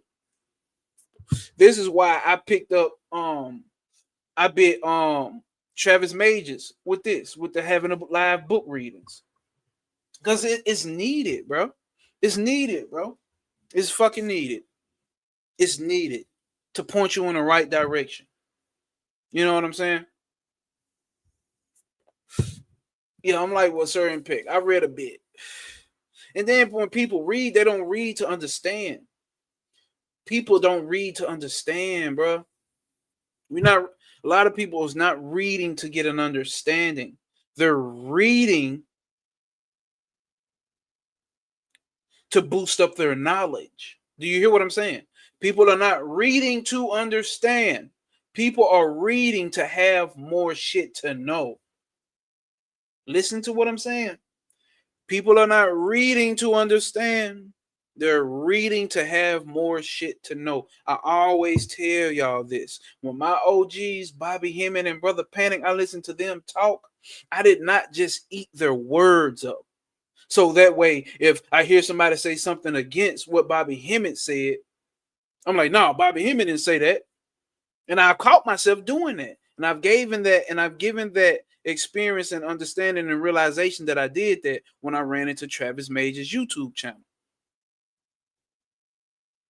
But even then, my main concept of listening was to understand how did these motherfuckers get their mind into this state. I hear what they're saying, but I have to try to put myself in their shoes and see how they walk about through everyday life with this type of understanding. Not just the information that they put out, not just to learn more shit about what Bobby Hemmett broke down, Brother Panic broke down. I hope y'all niggas hear that shit, man. I hope y'all niggas hear that shit, man. The attainment or city, the attainment of spiritual power of self, which is the perfect whole, the radiance of liberation, is the attainment of true knowledge. Whereas other kinds of spiritual powers, beginning with anima, the ability to become as small as an atom, belong to the delusion of the power of imagination of the foolish mind. That may not sit well with some. You may think that's the most profound shit. I can turn into a fucking atom, like Ant-Man or some shit. You may think that's the most profound shit. But for this shit here, it's not. It's not. It's just not. Yeah, him and Blavatsky. And I got the three, what's the name of the secret doctrine of Blavatsky. I ain't even read through it, but I caught it at half price books. One day maybe I tap into it. One day I never do it. Maybe one day my son pick it up. Maybe none of that shit. Maybe it gets turned into goddamn when I die, I get turned over to goddamn the Goodwill and somebody gets it then and then it's meant for them. Who knows? You know how this shit work. Infinite realm of possibilities in the realm of the illusion of the mind. So people see many things which are far more miraculous than the so-called cities, yet do not wonder at them simply because they occur every day. Do you hear that? You're seeing miracles every fucking day, but you don't wonder at them simply because they happen every day. Simply because they happen every fucking day. When a man is born, he is no bigger than the electric bulb. But when he grows up and becomes a giant wrestler or a world famed artist, orator, a politician, or a sage, people do not view him as a miracle, but they are wonderstruck of a corpse is made to speak. But they are wonderstruck if a corpse is made to speak. That's a miracle right there. My woman's cooking a fucking baby inside of her stomach right there. This shit is, I've thought about this shit before, but now it's coming closer to my so-called personal experiences. Like, what the fuck? What the fuck? This motherfucker is coming from a state, this baby is coming from a state of not knowing nothing, no existence. I have no recollection of existence or things. Then spontaneously for him, It comes into existence. The non-knowingness state, the absolute state of nothingness into somethingness. Not into somethingness, everythingness. Spontaneously. Nigga.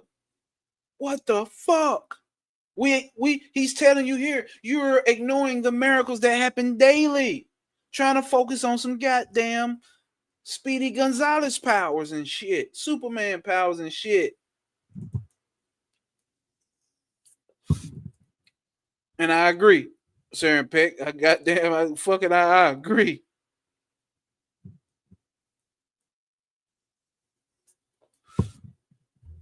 Okay. Yeah, because Blavatsky is a theosophicus of whatever yeah, I can't even say that word. Theosophy. That is true. That is right. That is right. They were different. They were different. For rubbish. So he called it rubbish.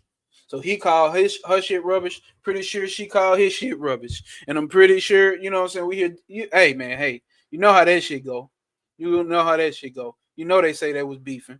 Or different cults or different sectors were beefing. But no, facts.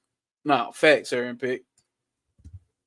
So, but people do not view this as a miracle, but they are wonderstruck if a corpse is made to speak. I have been interesting myself in metaphysics for over 20 years, but I have not gained any novel experience as so many others claim to do. I have no powers of clairvoyance, clairaudience, etc. I feel myself locked in this body and nothing more. So here's a nigga who's been studying metaphysics for 20 years. Let's see what he says to him. It is right. Reality is only one, and that is the self.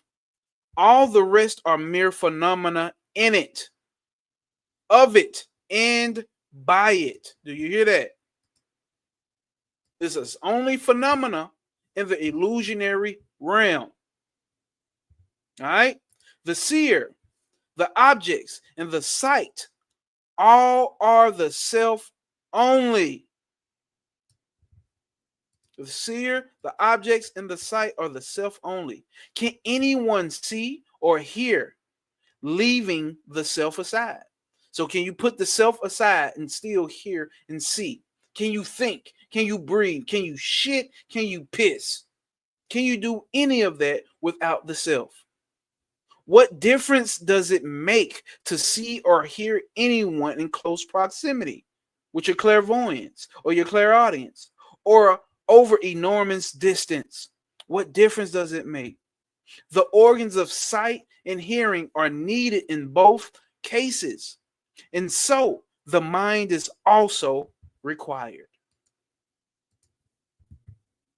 None of them can be dispensed within either case.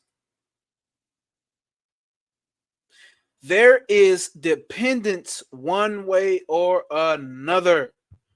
With all my independent, all my independent, all my independent ladies. Oh. That's a lie. Ain't nobody independent around this bitch. Something always depends on something, and everything depends on the self. Why then should there be a glamour about clairaudience or clairvoyance? Moreover, what is acquired would also be lost in due course. They can never be permanent. They can never be permanent. No matter what you gain, it has to be lost. Because if you couldn't, if you can gain it, it obviously means it wasn't always there. Are you hearing me? No matter what is gained, it has to be lost. For the fact that you were able to acquire and gain it means it was not always there, which means it's temporary. Sit with that. Question: is it not good to acquire powers such as telepathy? Telepathy or radio enables one to see and hear from afar. They are all the same, hearing and seeing. Whether one hears near or far does not make any difference to the one who hears. That was coded there. He's talking about the self. Whether you can hear far or long distance, it makes no difference to the one who hears. It makes no difference to the self. The fundamental factor is the hearer. Do you hear that? Do you hear the hearer, nigger? Do you hear the hearer, nigger? The fundamental factor, no niggerly actions over here, buddy. The fundamental factor is the hearer. The subject. Without the hearer or the seer, there can be no hearing or seeing. The latter are functions of the mind. The occult powers or cities are therefore only in the mind. They are only in the mind. Your powers, occult powers, which we know occult just means hidden. Your hidden powers are only in the mind. You cannot disagree with that. There should be no room for disagreement with that, unless you're just a stubborn son of a bitch and you just want to disagree.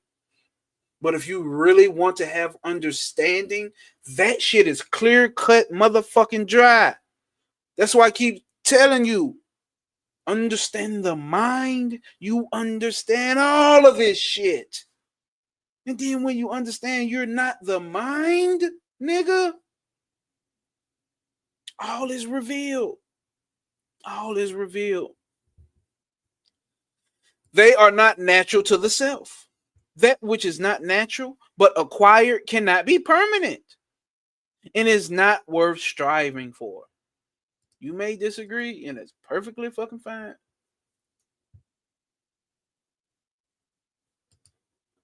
Facts. Cool. Not even supposed to tell nobody. Oh, but not today. Not today. We TikToking this shit, what? Boy, I learn how to levitate, float, boy, shoot beams out my eye, boy, do some kinetic shit. Nigga. Aluminum foil piece of paper.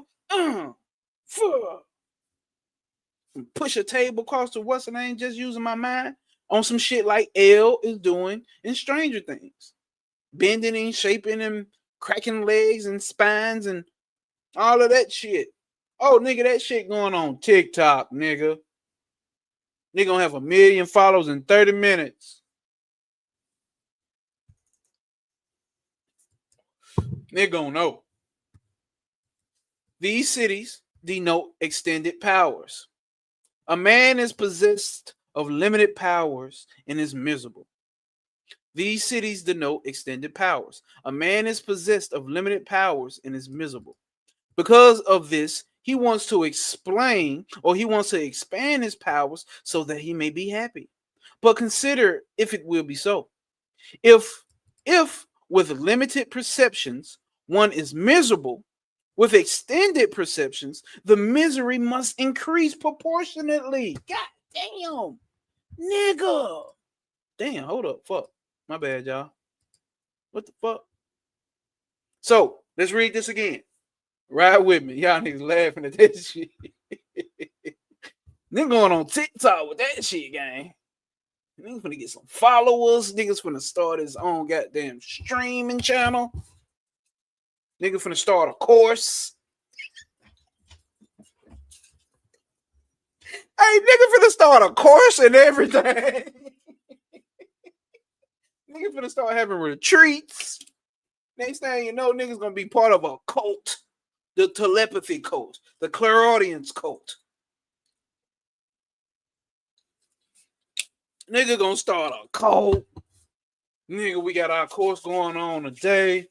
We got a deal for the end of the year sale for $12,999. That's the original value, but you can get it today for $200.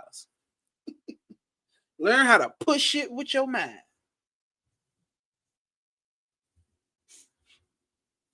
Hey, my telekinesis course, 777, you know what I'm saying? $777.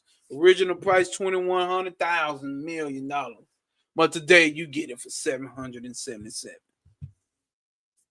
You get it for me. I'm gonna do my shit. When I start my course, this shit gonna be 717. So you know what I'm saying? You know, hey, let's go. So nothing's wrong with courses, y'all. I'm not against it. Yeah, because I try to come up with one. If I can come up with one, I will, y'all. I have one. I just can't think of what the fuck. I don't know. That's another story. That's another story. But you know, with this type shit, fucking course can there be? Because it's on your own accord.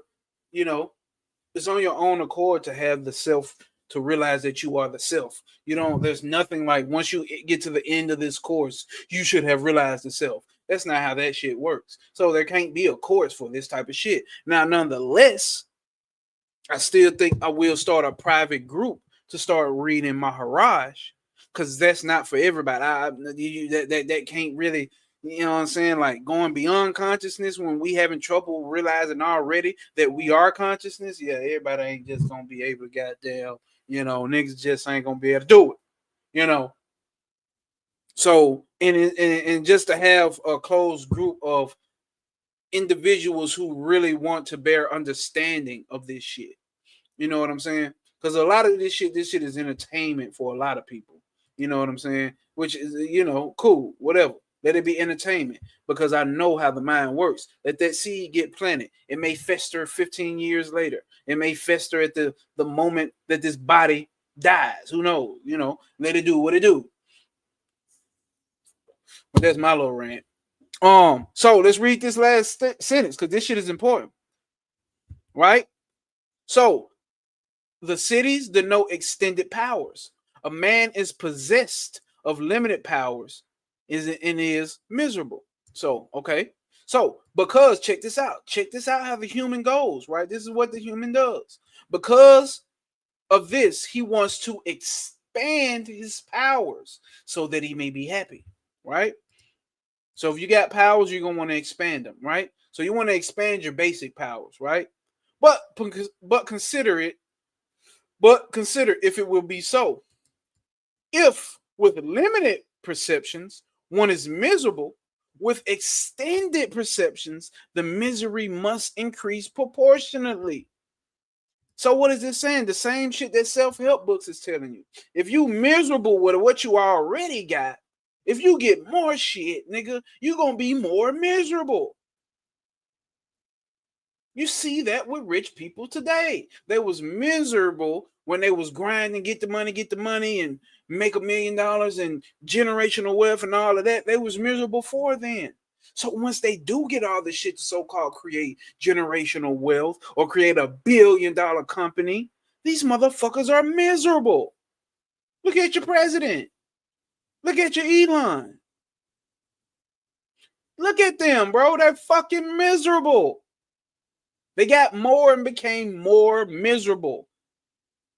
That's why I have no problem with things being acquired, but my attachment to these things, my identity to these things, that's the same thing with these powers. You're going to get these powers and become attached to this spiritual person with powers.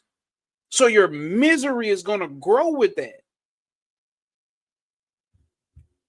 Occult powers will not bring happiness to anyone, but will make one all the more miserable. You have to be able to have the recognition. You need to be able to have the power to be able to see this shit beforehand.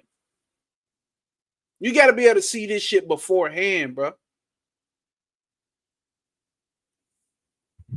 That's how I think I escaped a lot of bullshit in the streets. I was able to see shit beforehand. It's like, yeah, no, I don't know about that shit. I ain't with you niggas today. With you niggas every day, but you niggas finna, no, that ain't.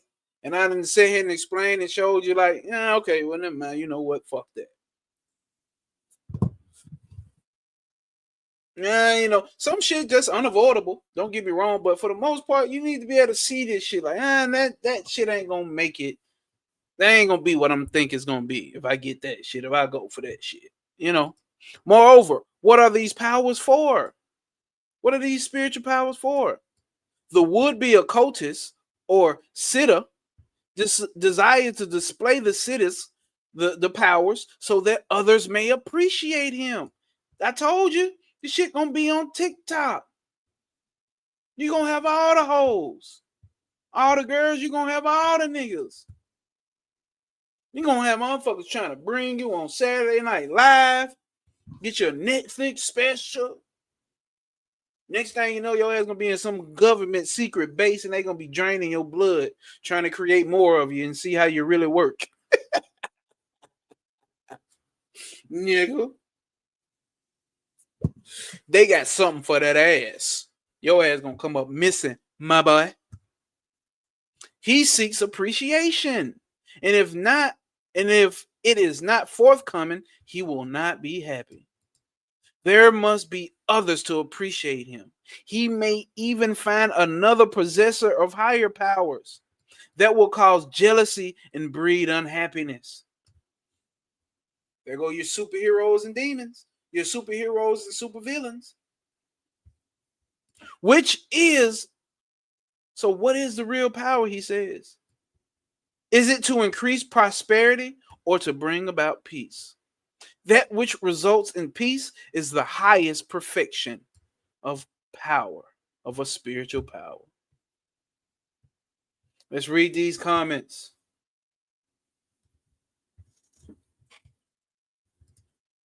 You guys don't know how much research and work I put in. I could be charging a lot more, but I really want to help people with telekinesis. You already got the whole mindset laid out right there for them, Rose of Flame. That's why I say for most people, the eternal self is a concept that's unobtainable because there's nothing to do but to observe. This chapter is fire. Now, fact, Zero.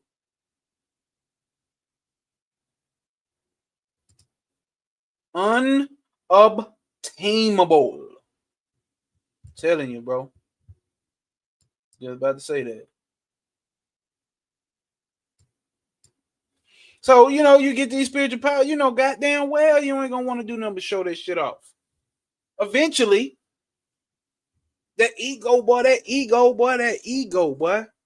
motherfucker gonna be cooking. It's gonna be killing you on the inside to try to keep that shit to your goddamn self. And boy, that shit gonna be killing you, boy. God damn, I got to tell somebody. Your girl think you ain't doing enough around the house as a man no more. Fuck this. I'm going to show her my powers. Start levitating in front of this bitch. Bitch, I can fly. Bitch, I can fly. You ain't gonna leave me and find another nigga that can fly. Bitch, I can fly. Baby. No, you can fly. You're gonna be getting your dick sucked for 10 weeks straight. You ain't gonna have a drop of semen left in you. Then that shit gonna get old to you. Oh, my woman, she doing this to me. What if I show the rest of the bitches that I can fly? Now you're cheating on your girl. God damn it.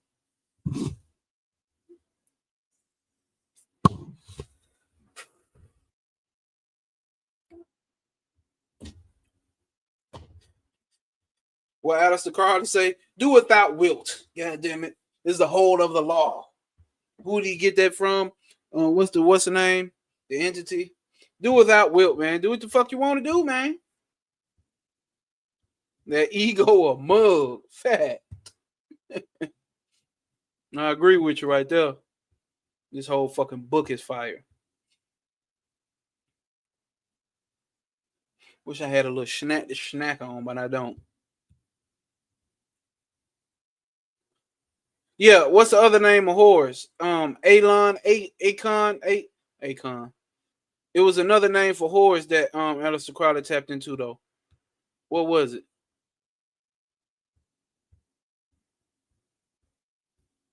Awas. Yeah, Awas, wasn't it? Because I believe I can fly. I believe I can touch the sky. Think about it every night and day. Raw. Raha Kahuit. Kahuti.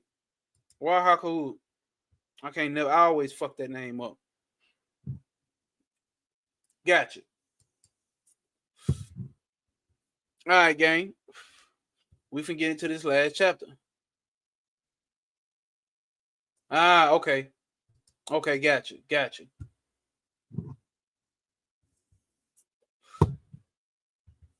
My motherfucker leaving now. I'm gonna say some shit that hurt some feelings, gang. All right. So the next chapter is about problems and experiences. So now we have ran through spiritual powers. So it's not for me to determine, it's for you to determine inside of your human brain, your human mind. What is the significance of spiritual powers to you? And be real with yourself. If you got spiritual powers, is your ass going TikTok famous or not? Is you going to use to get more women or more men? Is you going to use to get more popularity? You got to keep that shit 100, gang. Got to keep that shit 100. I don't care to get them motherfuckers. Me personally. I don't care to get them. If they came, hell yeah, nigga, I'm going to use them. And I'm going to strain as far as fuck as I can from goddamn letting people know I got them. But I don't care to get them. Matter of fact, keep them away. But if they come, fucking right, I'm going to use them. Fucking right.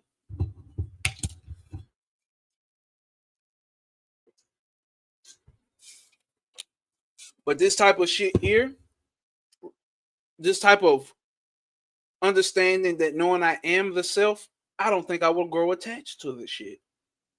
I don't think I will grow attached to this shit. Ultimately. But that'll be some more shadow work you gotta do. That'll be adding on the shadow work. Cause you'll be fucking attached to the fucking powers, bro. You ain't gonna tell me you can sit here and fucking fly, bro, and you're not gonna think you the fucking coolest. Cause you're the fucking coolest, bro. I'm not gonna lie to you. Motherfucker come zooming flying past me. That nigga's cool. Yeah, I ain't gonna lie to you. You cool. You probably ain't got realization of self. You probably don't know who the fuck you are ultimately. But goddamn it, you cool, my nigga. You cool. You a cool ass nigga. Cool ass nigga. Zero says everything is a stepping stone till final realization of the self, even spiritual powers. Facts.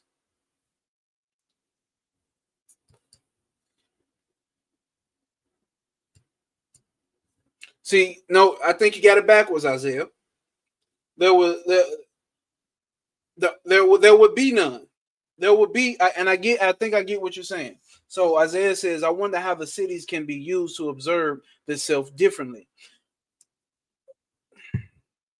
Remember, all cities are plays of the mind, or factors of the mind, right? So if all these things are factors of the mind, there will be no other way to observe the self in a different manner. All you will be able to do is be able to come up with a different concept. The self would be the self, no matter what type of powers you can use to try to observe the self. You will still have to get down to the nitty gritty of being and respecting that I am the self. The self is the one who is observing the spiritual powers. Remember that. The self is the one who's observing the spiritual powers. There will be no power that will ultimately spring forth you to be able to observe the self from a different. See, this is the thing. So when we're dealing with self-realization, it's hard to grasp because we try to make the ultimate subject, we try to make that the object. You get what I'm saying here? What we're saying here, the self is the subject. We're trying to make it the object because we're so used to objectifying things. We're so used to making things objects. Now that's not by your wrongdoing, like anybody is stupid or something. No, we have gained the identity with the body. So we can only understand things by objectifying it. This is why science cannot get an understanding of what consciousness is. Because for science, like we know it to work, you have to make things an object. That's the whole point. You have to observe an object. But if the observer is the only thing, if the observer is the thing, which is not a thing, how can you make the observer the observed?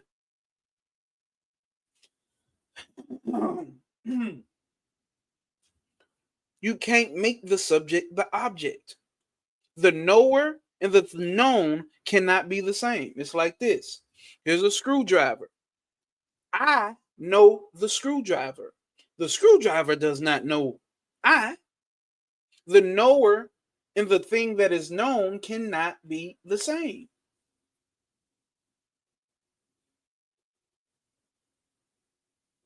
So put it like that. How can I become the screwdriver and observe the self? It's like, how the fuck do I do that and observe me? There's no manas, no analytical process with the screwdriver.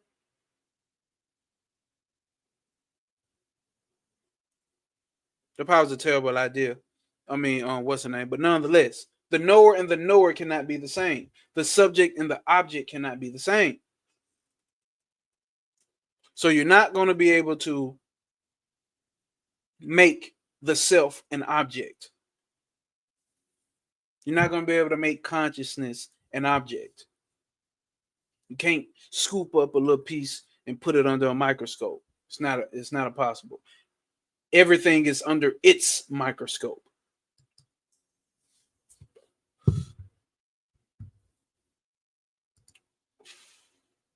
Zero definitely cool in this whole group. Okay. Zay said, yeah, okay, oh yeah, got it. Okay. That's what I meant earlier with a Scrooge and his cat reference. Damn it, and I forgot what the fuck that reference was. Shit. So, let me stretch real quick. Hold up.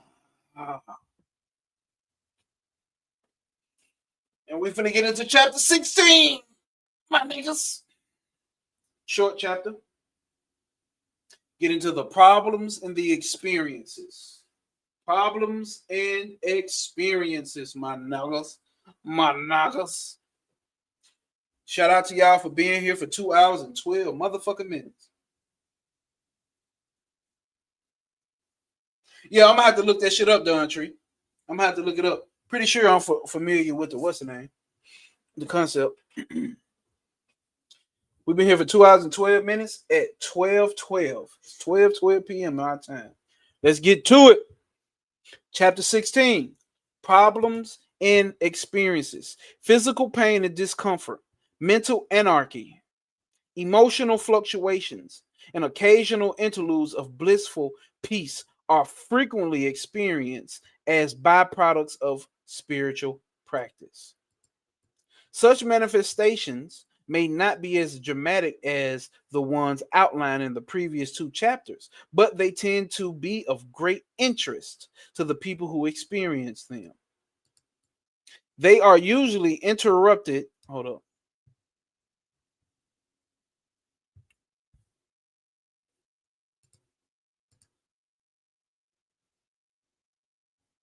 What the fuck? What the hell? What my girl be saying? What the hell? Hold up, y'all. Boom. All right. They are usually interpreted as either milestones or obstacles on the road of self-realization. And depending on which interpretation is favored, great efforts are expanded in trying to prolong or eliminate them. You hear that? Let's do that again. They are usually interpreted as either milestones or obstacles on the road to self-realization.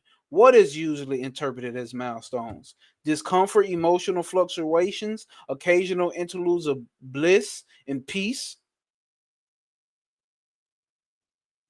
They are usually interpreted as milestones or obstacles on the road to self realization. And depending on which interpretation is favored, whichever favor you take, great efforts are expanded in trying to prolong them or eliminate them.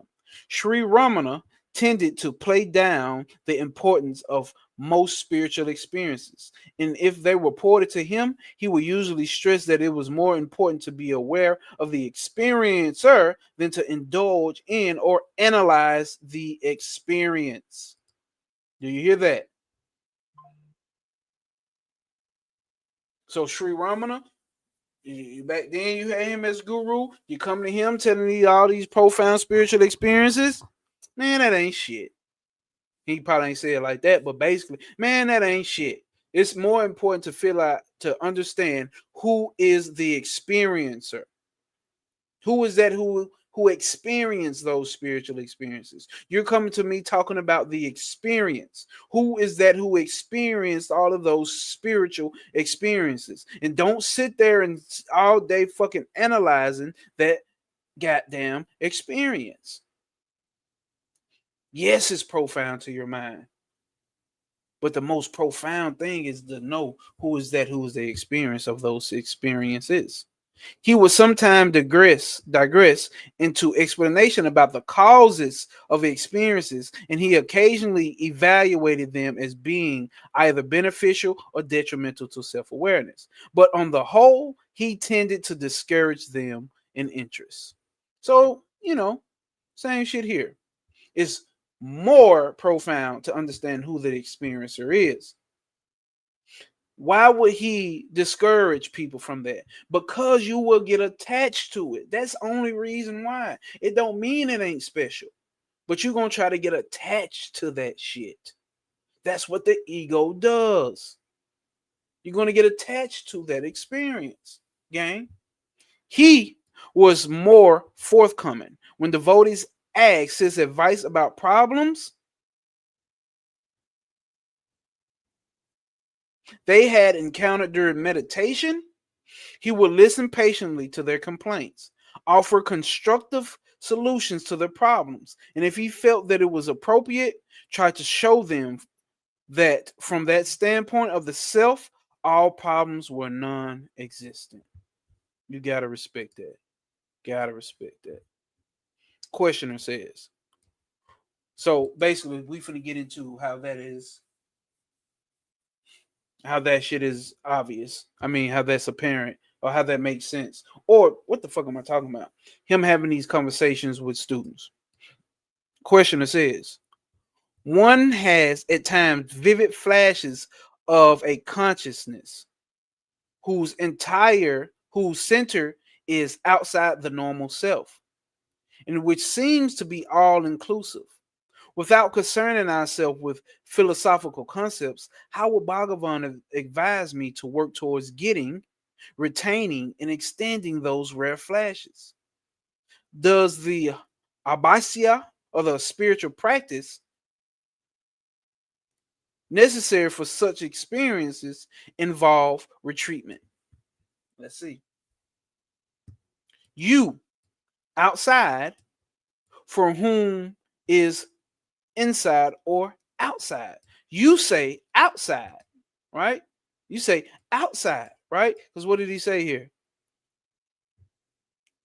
What did he say?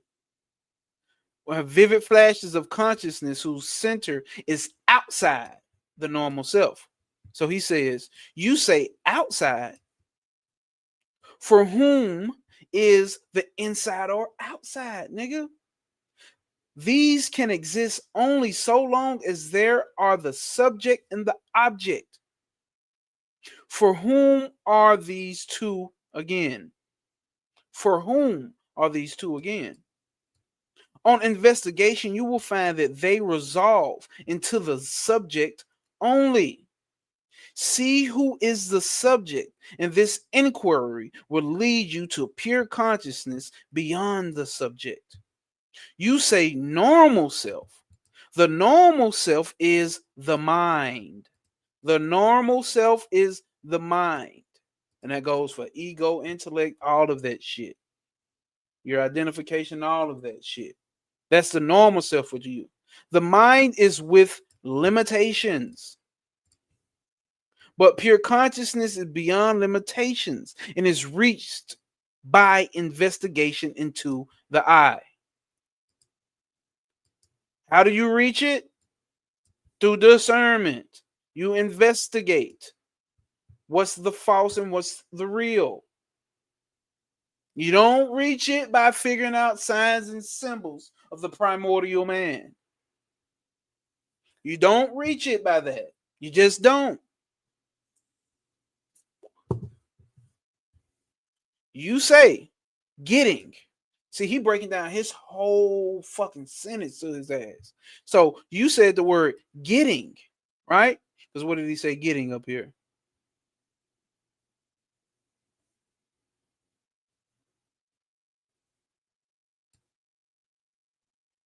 Getting, he said, how does Bhagavan advise me to work towards getting?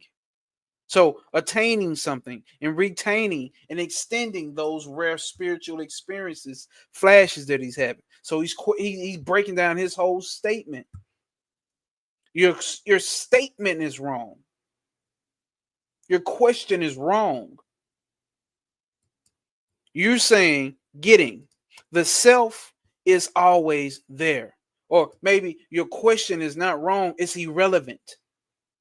This ain't no getting. The self is always there.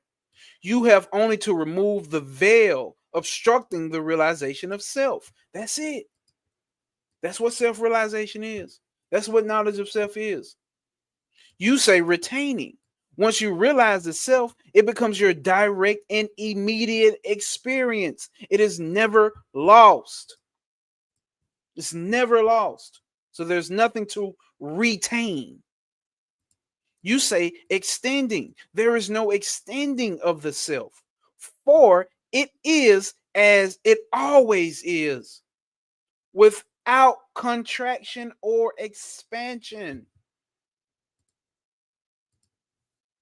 There's no extending the self. There's no retaining the self. There's no getting the self. Please listen to this, y'all. Please listen to this, y'all. You say retirement. Abiding in the self is solitude or retreatment. My bad. You say retreatment. Abiding in the self is solitude because there is nothing alien to the self. Ultimately, huh? Is this hitting something for somebody? I know it's hitting something for somebody. No, it's hitting something for somebody.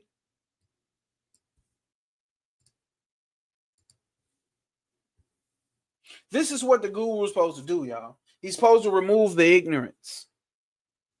And that's exactly what he's doing. This is exactly what he's doing. Because this is normally how we talk in spirituality. Hey man, I had this spiritual experience, or hey man, I did this. How do I stay in that state? My gnosis. How do I stay in that state? You can have those states, but you're not staying in them because they're states.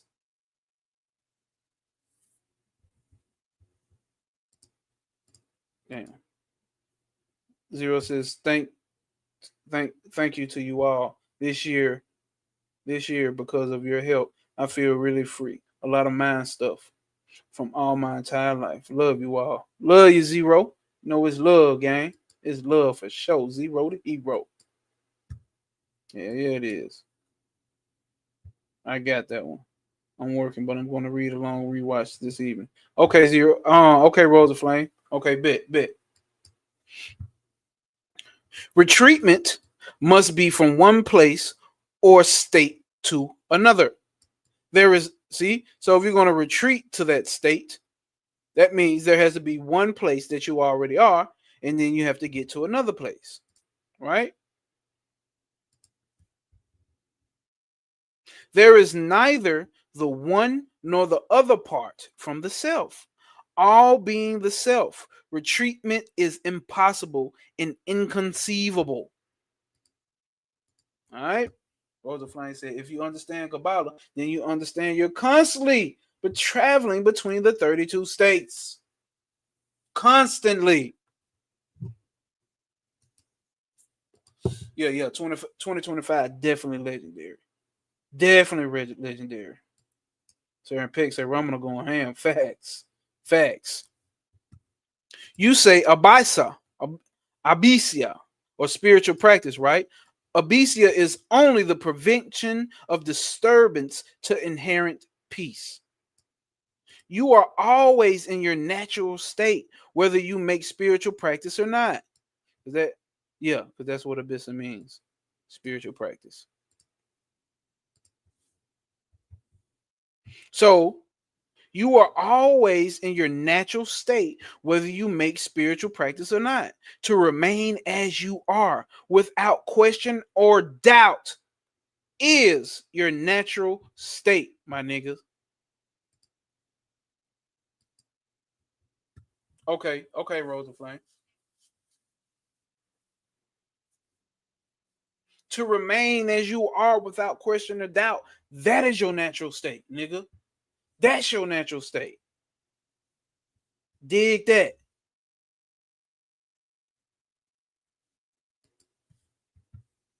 Question. There are times when persons and things take on a vague, almost transparent form in a dream. One ceases to observe them from the outside, but one is passively conscious of their existence, while not actively conscious of any kind of selfhood. There is a deep quietness in the mind.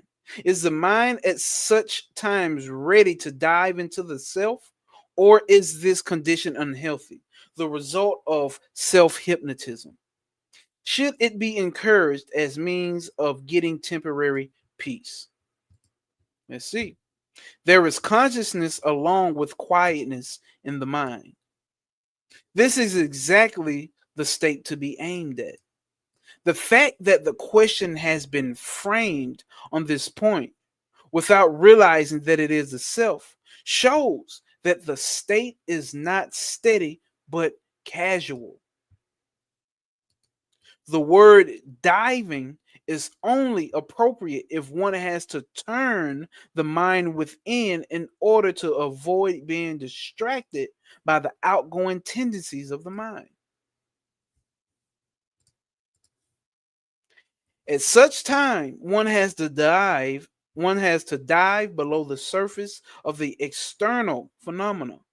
But when deep quietness prevails without obstructing the consciousness, where is the need to dive? Question. When I meditate, I feel a certain bliss at times. On such occasions, should I ask myself, who is that experiences this bliss? Who is that experiences this bliss? Answer. If it is the real bliss of the self that is experienced, that is, if the mind has really merged in the self, such a doubt will not arise at all. The question itself shows real bliss was not reached. Do you get that? All doubts will cease only when the doubter in his source have been found. There is no use removing doubts one by one. Oh my God, I'm going to read this whole statement over again. If we clear one doubt, another doubt will arise, and there will be no end of doubts. But if by seeking the source of the doubter is found to be really non existent, then all doubts will cease. This shit is here. This shit here, bro. Because I know we all have doubts. We all have doubts about this shit. But what is his answer to that for you? If it is real bliss of the self that is experienced, that is, the mind has really merged in the self, if that's the case, Such a doubt will not arise. The question itself shows real bliss was not reached. All doubts will cease only when the doubter and his source have been found. There is no use in removing doubts one by one. There is no use in trying to remove concepts one by one because we talk about no concepts, right? There's no use. All you need to fucking do is figure out the source of the creator of the concepts. All you need to do is figure out the source of the doubter. If we clear one doubt, another doubt will arise, and there will be no end to doubts. So if we try to remove the mind from having thoughts, thought by one thought, you will forever be trying to remove the thoughts.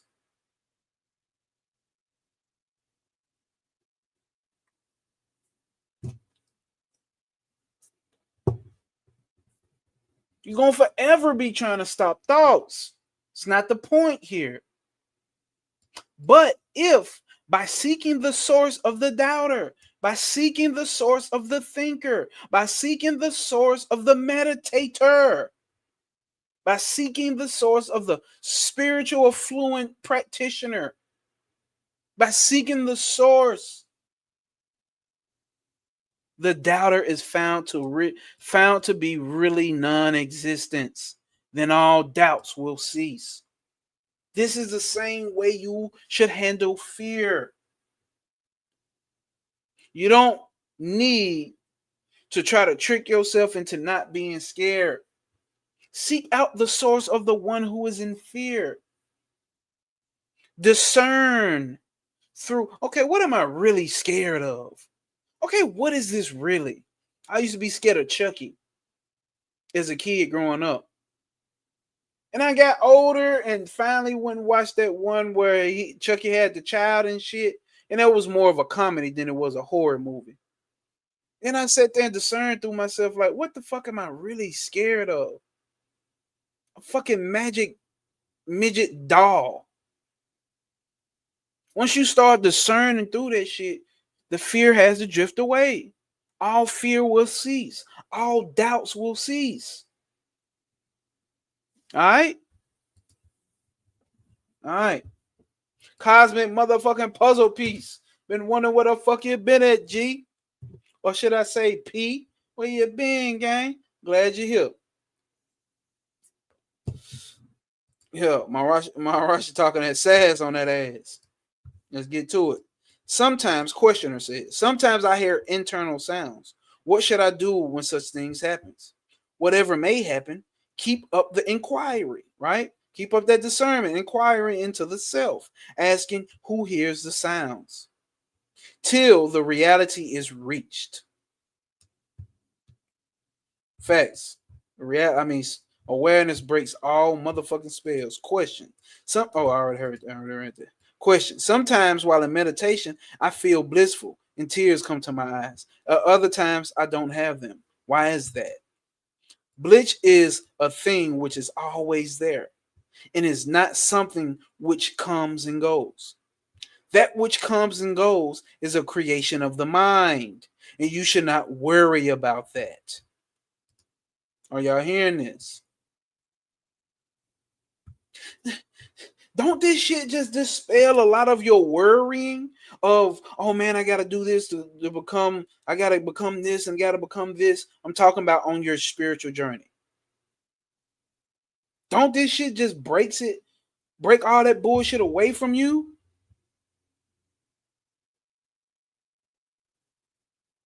Like, don't that shit kill all of that fear and doubt and uncertainty? This is the removal of ignorance. This is what spirituality should be about. In my perception.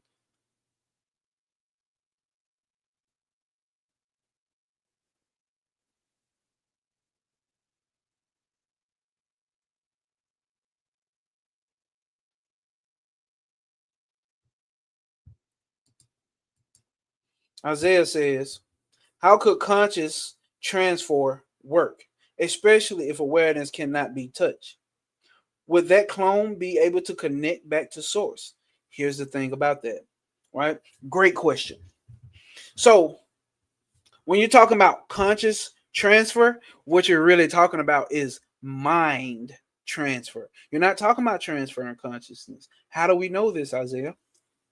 Who is that observer who's watching the consciousness be transferred? So-called consciousness be transferred. That's the consciousness. It's not the thing that's being transferred. You see what I'm saying? Those are objects to the subject. So it's not consciousness being transferred. We're talking about the mental alertness of the mind, the mental knowingness of the mind being transferred. Those are two different things. So that right there is being done with the mind. So the mind is what will be getting transferred. But the one who is aware of a transfer taking place, that, my nigga, is the self. That is the consciousness.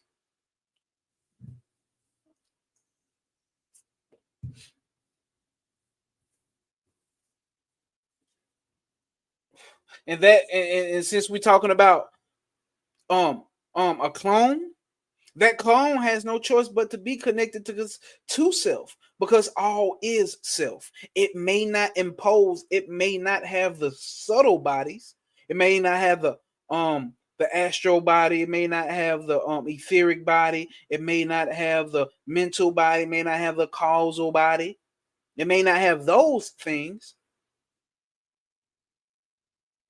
but it exists within consciousness. And if all is consciousness, I think you can answer that question. Great question, though. That was a great question, Isaiah. Great question. You get a good nigger sticker. Sorry if that offends you, but that come from Brother Pennant. You got to watch Brother Pennant to know about that good nigger sticker. That was straightforward. Bliss is always there, but we put it in the middle. Facts. All right. Question. The bliss causes a physical thrill in the body, but when it disappears, I feel dejected and desire to have an experience over and over again. Oh, okay, Isaiah. Bit. Question. The answer here is you admit that you were there both when the bliss. Listen, you admit that the real you, check this out. You admit that you were there both when the blissful feeling was experienced and when it was not. That goes back to this question of the statement that Isaiah just said. You admit that you were there when the so-called, the commonly known conscious was transferred. And then before it was transferred, you have admitted to that. You are there. So if you realize that you that we're talking about properly, if you realize that, those experiences will be of no account.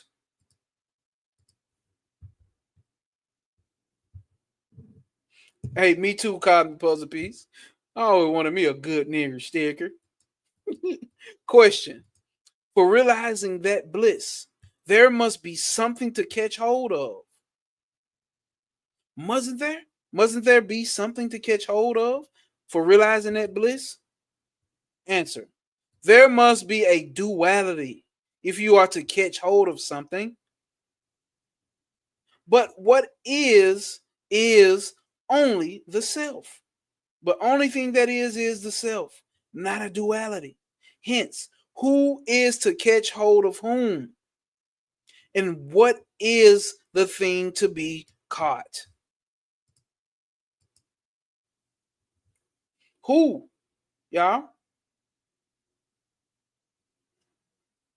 So if you're trying to catch hold of this blissful state, what is there to be caught? And who is catching it? If you were there prior to the blissful state and after the blissful state, who the fuck is there to catch what?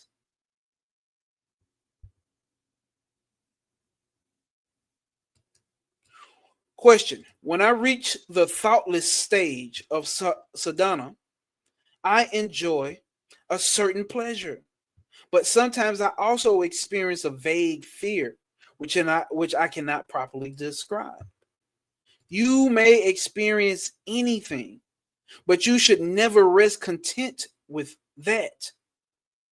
Whether you feel pleasure or fear, ask yourself, who feels the pleasure or the fear? And so carry on the sadhana until pleasure and fear are both transcended. Till all duality ceases, until the reality alone remains. There is nothing wrong in such things happening or being experienced. You got to understand that. There's nothing wrong with experiences, but you must never stop at that. Don't get attached to those experiences. That's why they discourage and don't prop up your profound spiritual experiences, because niggas will stop at that. For instance, you must never rest content with the pleasure of Layla, the temporary abidance of the mind, experience when thought is quailed. You must press on until all duality ceases. You must stand on motherfucking principle, nigga. If you in a chat, man, can I get an SOP? If there's some SOP ass shit, can I get an SOP in the chat? I will not continue till I feel like I got enough SOPs in the chat. Who with me? Rosa Flame excluded because I know he working. He might not be able to type.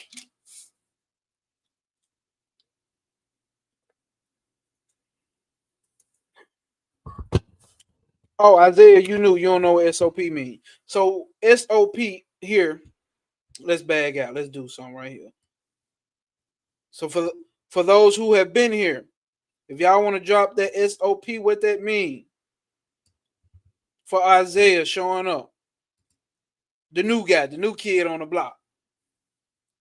Standing on principle means to understand this cosmic principle here. What's the cosmic principle, Isaiah? Well, the cosmic principle will be the ultimate principle that we're talking about here, right? Which is pure consciousness. Nothing happens outside of consciousness. Everything is an subject to consciousness. I mean, everything is an object to consciousness. Without consciousness, there can be nothing. And if we understand consciousness to be the self of the axiom that we know thyself, if we know consciousness is that self, consciousness is that nowhere, we need to stand on that principle. We need to have realization and conviction of that principle and watch life go past us. Watch the experiences. Watch the movie. You are the observer of the movie. You are not that character in the movie. That's the ultimate understanding. And that's the principle that all falsity in truth is founded upon. That's the cosmic P. That's the SOP. That's the standing operating procedure. And as you can see, my nigga Isaiah, he got it. Because he put SOP in the motherfucking chat. Coop TGS, what's happening, gang? What's happening? What's happening? We got them SOPs. All right? So this very thing that we're learning or realizing, you're not even learning, you're just realizing here in this chapter, in the past chapters, in the past YouTubes we've talked about here, that is the principle that we're standing on. That is the principle that we are standing on. That is the principle that we're standing on. That is the motherfucking principle that we are standing on. That's our standing operating procedure. to go into observatory mode. Realize that you are always in observatory mode, even when you think you're doing something or when you think you're not doing something. You are the one who's observing the one that's not doing anything, and you are the one who is observing the one who is doing everything. That is the SO motherfucking P. All right, gang.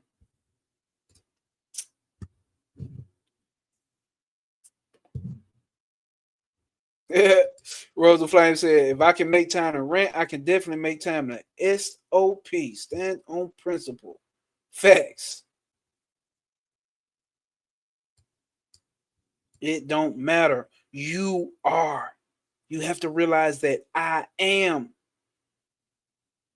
That's the listen, that is the only thing we know for a fact. All we know for a fact, I don't give a fuck what knowledge is gained, spiritually or worldly. Only thing that we really know, you can doubt everything else, but you cannot doubt that you exist. Atheists can't deny it. Occultists can't deny it. Christians can't deny it. Jews can't deny it. Straight, gay, bi, mentally dysfunctional, Down syndrome, nobody can deny that they exist. And that is the I am. So let's get back to it. So Isaiah, you got the most welcoming, warming SOP of all SOP history, of cosmic P history. So let's read that last statement again. There is nothing wrong with such things happening or being experienced, but you must never stop at that. For instance, you must never rest content with the pleasure of Layla, the temporary abidance of the mind, experience when thought is quelled. You must press on until duality cease. How does one get rid of fear? Here's the answer. What is fear? It is only a thought. If there is anything besides the self, there is no, if there is anything besides the self, there is no reason to fear. There's nothing that exists besides the self. So what is there to fear? Who sees things separate from the self? First, the ego arises and sees objects as external. Here we go. If the ego does not rise, the self alone exists, and there is nothing external. So ego is the source of fear. Do you hear that? Okay? For anything external to oneself implies the existence of the seer within. Seeking it there would eliminate doubt and fear. Not only fear, all other thoughts centered around the ego would disappear along with it.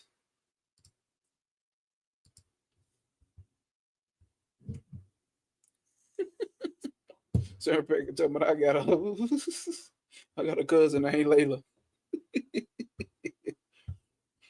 So next time you see it, be like, what's up, temporary abidance of the mind? Then be like, what's up, Layla? Be like, hey, what's up, temporary abidance of the mind?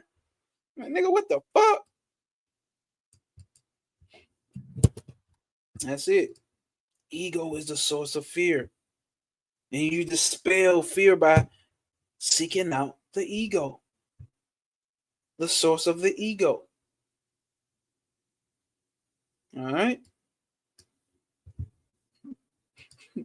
Yeah, I already know, Sarah Pick. They look at you like the crazy spiritual cousin. But I bet they call your ass when they had some crazy ass experiences. That's how that should always be. Your cousins will call that ass then. Well, other than that, you the spiritual cousin on all of that shit. Facts. Question: How can the terrible fear of death be overcome? When When does that fear seize you? Does it come when you do not see your body? Uh-oh. Uh-oh. When does that fear seize you? When does that fear grasp hold to you? Does it come when you do not see your body? Say, in dreamless sleep, in deep sleep. There we go. We got to remember them three states: waking, dreaming, and deep sleep. Every human being has those experiences. Everybody probably ain't seen a spirit. Everybody probably ain't seen a god or a demon. But everybody has deep sleep and have a dreaming sleep and have a waking state. So when does that fear seize you? Does it come when you do not see the body, like in deep sleep? It hunts you only when you are fully awake and perceive the world, including your body. If you do not see these and remain your pure self, as in the dreamless sleep state, no fear can touch you. No fear can touch you, buddy. Buddy, Ro. If you trace this fear to the object, the loss of which gives rise to it, the ego, you will find that the object is not the body, but the mind which functions in it. Mind, ego, synonymous, right? We know that the mind and ego are synonymous.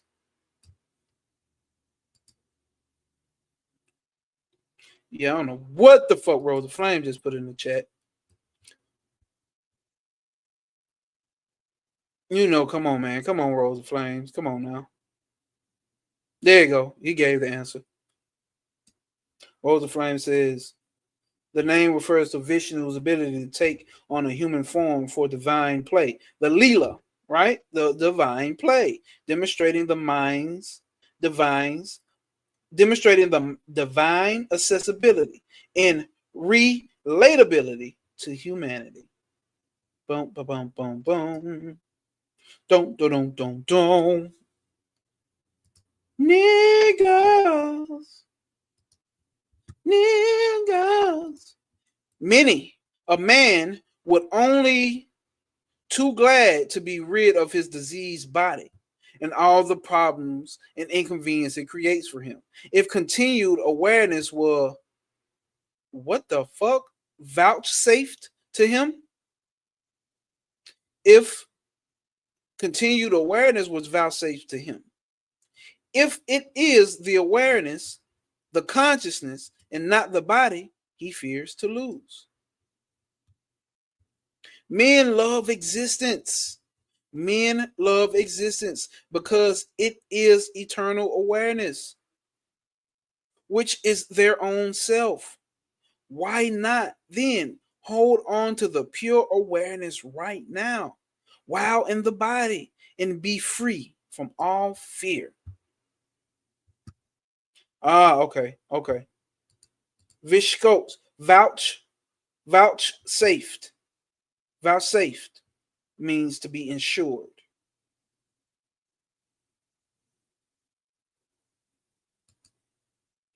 Cosmic Puzzle Piece says, I've heard people in the spiritual community say that it's bad to never have a dream. You know, and I was part of that spiritual community. I don't think I would say it's bad, but if that's the case, I would say then what's the point of we have dreams sometimes and have some then sometimes we do have them. You see what I'm saying? So like if people are saying that, then like nigga, why don't we always have dreams? It must be bad that we don't always have dreams. But I always tell people that no, you have dreams, your ass just don't remember them. But now I come to the fact, like, what if not? What if not? What if not? But here's the thing. I think that everyone has the dreaming state. Everyone just cannot recall them. Everyone just cannot recall them. That's my thing. Everyone just can't recall them.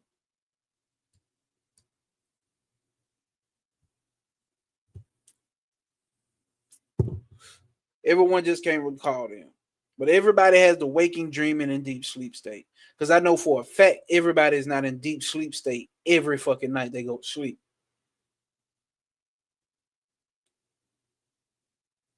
If you're kind of confused about what deep sleep state is, look it up, YouTube it. That way you can get a way more in-depth breakdown than what I can give you. I mean, I can give you, but it's just dreamless sleep. It's like when a motherfucker like I slept like a baby, slept like a log. That's the only time you ever get peace from your mind. That's the only time you ever get peace from the mind. That's the state of no mind. You're not worried about who, what, when, where, or why. You're not worried about a bill. You're not worried about somebody cheating. You're not worried about if you're a man or a woman. You're not worried about sexuality. You're not worried about food. You don't give a fuck about life, death, your kids. None of that shit is worried about in the deep sleep state. There are no contents to be made aware of.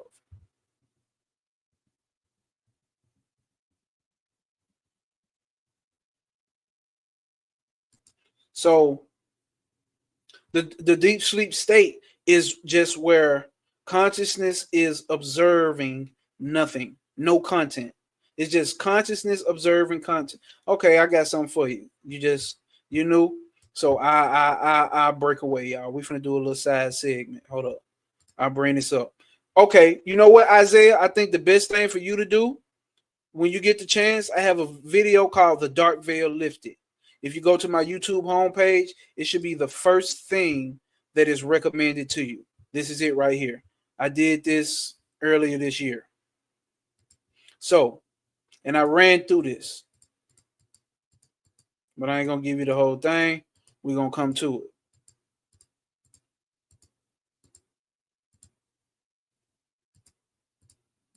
I know I got it in here.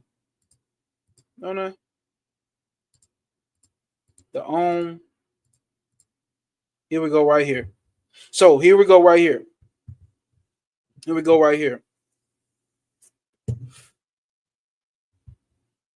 Here we go right here. So, okay, yeah. Go back and rewatch that. This should be towards the end. But I would say rewatch the whole fucking thing. I know it's long, but should be towards the end. So here is the secret of the Om. So when you hear Om, it's a representation. Hold up. It's a representation of the waking state, which deals with your sense organs, your ego and your mind and your intellect. Experience created from the outside world, right? That's the waking state. The dreaming state, the sense organs and the mind, the ego and the intellect are turned inward. So in your dream, you have a dream body. You have people you see in the dream. You see the same shit that you see in the waking world. Now, the laws of physics may be different. Shit may be floating. You probably can fly and do all of that cool shit. So you're not limited by that when you go into the dreaming state. But nonetheless, it's a dreaming state with the same sense organs, the same mind, and the same intellect used. It's just turned inward. Now, you get to the deep sleep state. All of that sense organs, mind, intellect, and all that shit is turned off, which just means what? The mind is turned off because you understand the sense organs, the five senses, and the five sense organs are all used by the mind. They're a product of the mind. So when you get into deep sleep state, there's no experience. There's no things to be there's no thing to be made aware of. There's no things. No person, place, or thing. No name, form, or function to be made aware of in the deep sleep state. So it's like a blankness. No objects of awareness. Right? So it's like a blank movie screen. And then you have the consciousness, which they call the fourth state or Turiya, which is that pure consciousness, which is observatory of all the states below. All the states below. So we all have these states. Whether you have a lot of dreams or not, whether you remember a lot of dreams or not, you're having dreams. And we all in the waking state. And we all have deep sleep states. So Yeah, there's that one.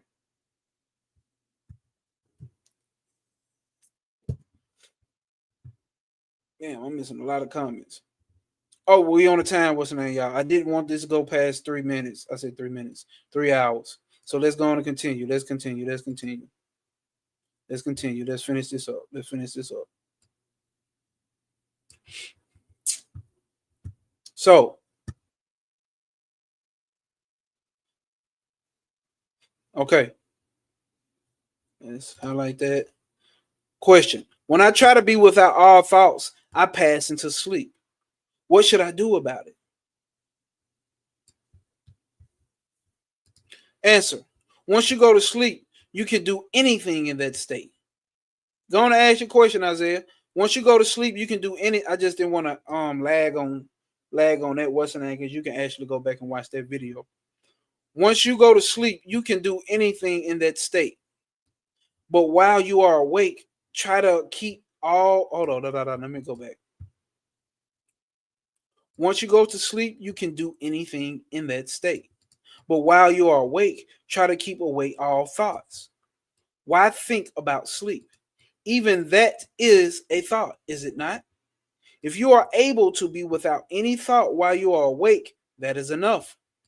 When you pass into the sleep state, which you were in before falling asleep, when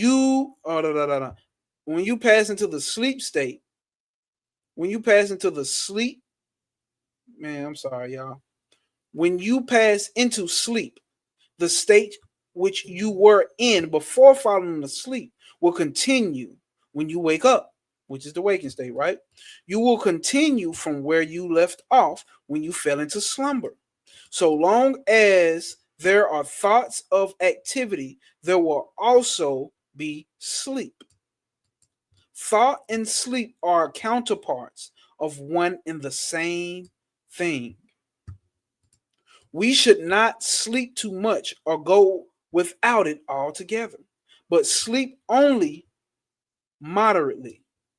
To prevent too much sleep, we must try and have no thoughts or chalana or movement of the mind.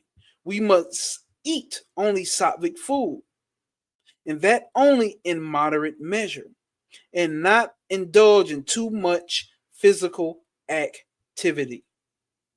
The more we control thought, activity, and food, the more we shall be able to control sleep. So the more we control thought, activity, in the food, the more we should be able to control sleep. But moderation ought to be the rule, as explained in the Gita. For the seeker on the path, sleep is the first obstacle, as explained in the books. For all spiritual students or sadhakas, for all sadhakas. The second obstacle is said to be vikshipa, or the sense objects of the world, which divert one's attention. The third is said to be kashaya, or thoughts in the mind about previous experiences with sense objects. I'm really supposed to be underlining all this. The fourth, ananda, bliss, is also called an obstacle, because in that state, a feeling of separation from the source, ananda, enabling the enjoyer to say, I am enjoying ananda or bliss, is present. Even this has to be surmounted. The final stage of samadhi has to be reached, in which one becomes bliss or ananda, or one with reality. In this state, the duality of the enjoyer and enjoyment ceases, in the ocean of Sat Chit Ananda, or the self, existence, consciousness, bliss. So when you stop talking about I had an experience of peace or blissfulness, then you have reached what you're trying to reach. Question. So one should not try to perpetuate blissful or ecstatic states. The final obstacle in meditation is ecstasy. You feel great bliss and happiness and want to stay in that ecstasy. Do not yield to it, but pass on to the next stage, which is great calm. The calm is higher than ecstasy and it merges into samadhi. Successful samadhi causes a weak causes successful samadhi causes a waking sleep state to supervene. In that state, you know that you are always consciousness, for consciousness is your nature. Actually, one is always in samadhi. Actually, one is always in samadhi. Actually, one is always in samadhi, but one does not know it. To know it, all one has to do is remove the obstacles. Do you hear me? Why do you think Ganesh is behind me? What do you think Ganesh represents? Think it's an elephant head man with sweet treats at his feet? Why you think the name is No Way? No obstacles will apprehend you. Prosper over pain. Why do you think that? Before I even thought that, it was that. Before I even made that deep spiritual or discernment with all of that about Ganesh, it was always that. You are always in samadhi. You just don't know it. Question. Through poetry, music, and japa and bhanjans or devotional songs. The sight of beautiful landscapes, reading the lines of spiritual verses, etc. One experiences sometimes a true sense of all pervading unity. Is the feeling of deep blissfulness quiet in which personal self has no place, the same as entering the heart of which Bhagavan speaks? Is that the same? Will undertaking these activities lead to deeper samadhi and so ultimately to a full version of the real? There is answer. Here's the answer. There is happiness when agreeable things are presented to the mind. When things you agree with are presented to you, oh, you fucking happy. It is happiness. It is the happiness inherent in the self, and there is no other happiness. And it is not alien and afar. You are diving into the self on those occasions which you consider pleasurable. And that diving results in self existent bliss. But the occasion of ideas is responsible for fostering that bliss. What the fuck does that word mean? Foisting. Let's look it up. Let's look up foisting. Let's look up foisting.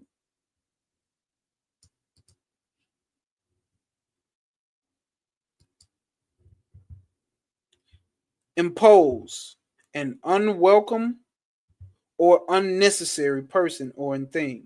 So imposing something unnecessary. So, but the occasion of ideas is responsible for imposing something unnecessary. That bliss on for imposing that bliss on other things or occurrences, while in fact that bliss is within you. So you think that bliss or that happiness is coming from something outside of you. That's why you're trying to obtain it. But you do not know that that bliss is inherent in you. On these occasions, you are plunging into the self, though unconsciously. If you do so consciously, with the conviction that comes of the experience, listen, if you do so consciously with the conviction that comes of the experience that you are identical with the happiness, which is truly the self, the one reality, you call it realization. If you want to dive consciously into the self, that is the heart. So once you realize you are that happiness, you are that joy, you are that peace. That is self-realization. When you stop thinking that it comes from something outside of you.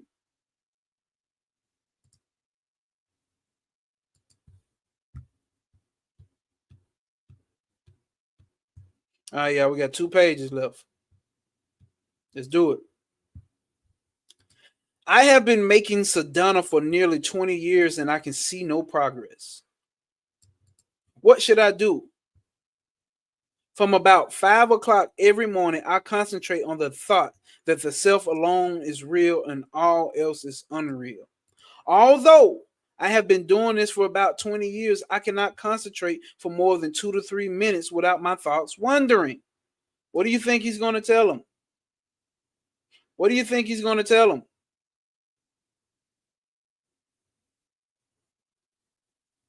He may switch it up for him, but ultimately, let the thoughts fucking come.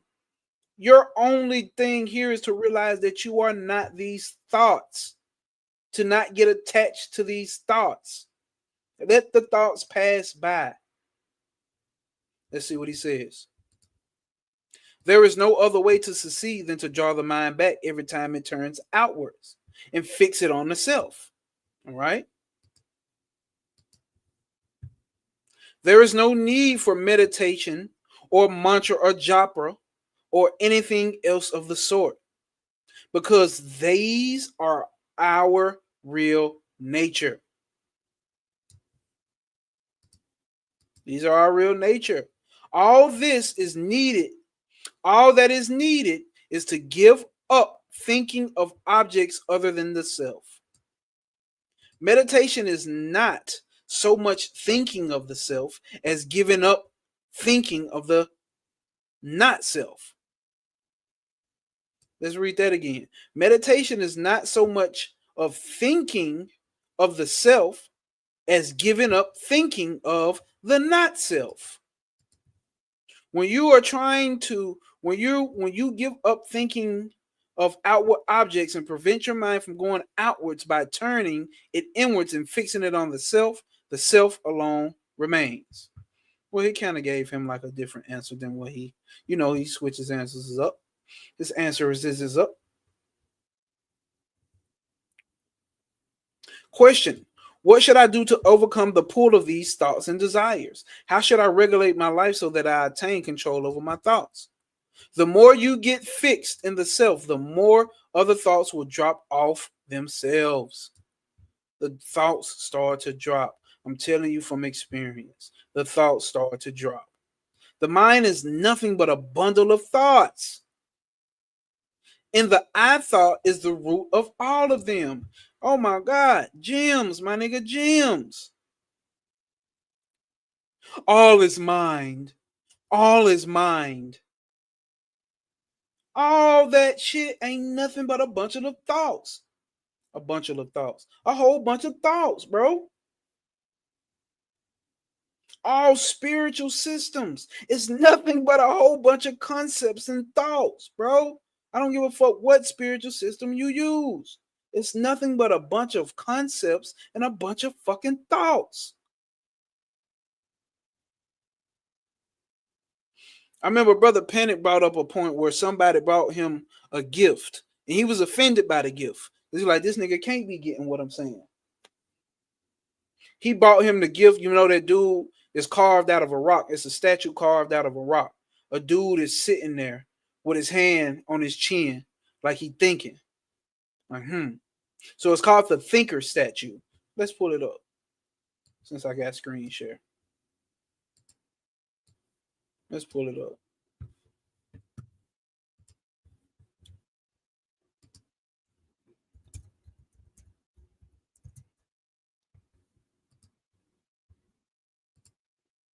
Let's pull it up. A screen share.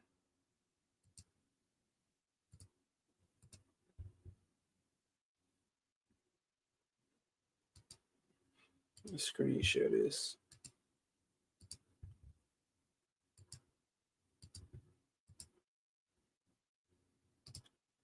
So somebody brought Brother Panic this shit right here. Somebody brought Brother Panic this shit. The thinker statue. He was offended. He said, "What the fuck?" He said, "I'm not no motherfucking thinker. Nigga, I ain't no thinker. I'm a knower. I am a knower. I am the knower." Mothra, god damn it, we missed you. This was a good one. You're gonna have to run this back, Mothra. Penny said, "Nigga, I'm not the thinker. I'm no motherfucking knower. Nigga, I know. Ain't with all that thinking shit." And when you understand that, you understand. Because that was a profound understanding for me when he said that. He didn't take the identity of a thinker. He took the identity of a motherfucker who knows. Nigga, I know. Fuck all that thinking shit. All right? It's the same thing with consciousness. The consciousness is the knower of all things. Let's take it back to what we were just reading here.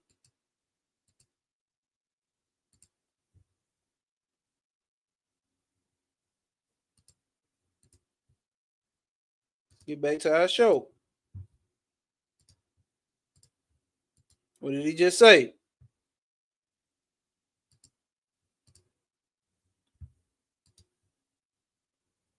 Hold up.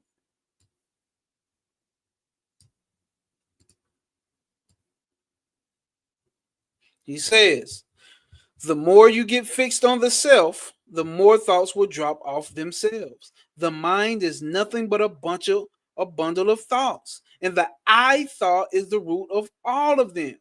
When you see this I is and find out where it comes from, and all thoughts get merged into the self. You have to figure out the source of this shit. Regulating of life. Such a getting up at a fixed hour, such as getting up at a fixed hour, bathing, doing mantra japa, observing ritual. All this is for people who do not feel drawn to self-inquiry or are not capable of it. But for those who can practice this method, all rules and discipline are unnecessary. Do you hear that? This is not for everybody. So when he tells you meditation and mantras and this and this and that, when you hear that, that's for a specific type of student or a specific type of mental temperament. Because this inquiry onto the self is not accessible to everybody. You got to respect that. It's not. It's not. And that person should go on doing mantra, japa. Even the one who is self-realized can do mantra and japa. You can do all of that still. But he's saying it's not necessary. That discipline is not necessary for the one who can do self-inquiry. It's not necessary. It's not necessary for me to put peanut butter on both sides of my motherfucking peanut butter jelly sandwich. But I can do it, nigga. Fuck you talking about? It's my sandwich. All right? Understand that.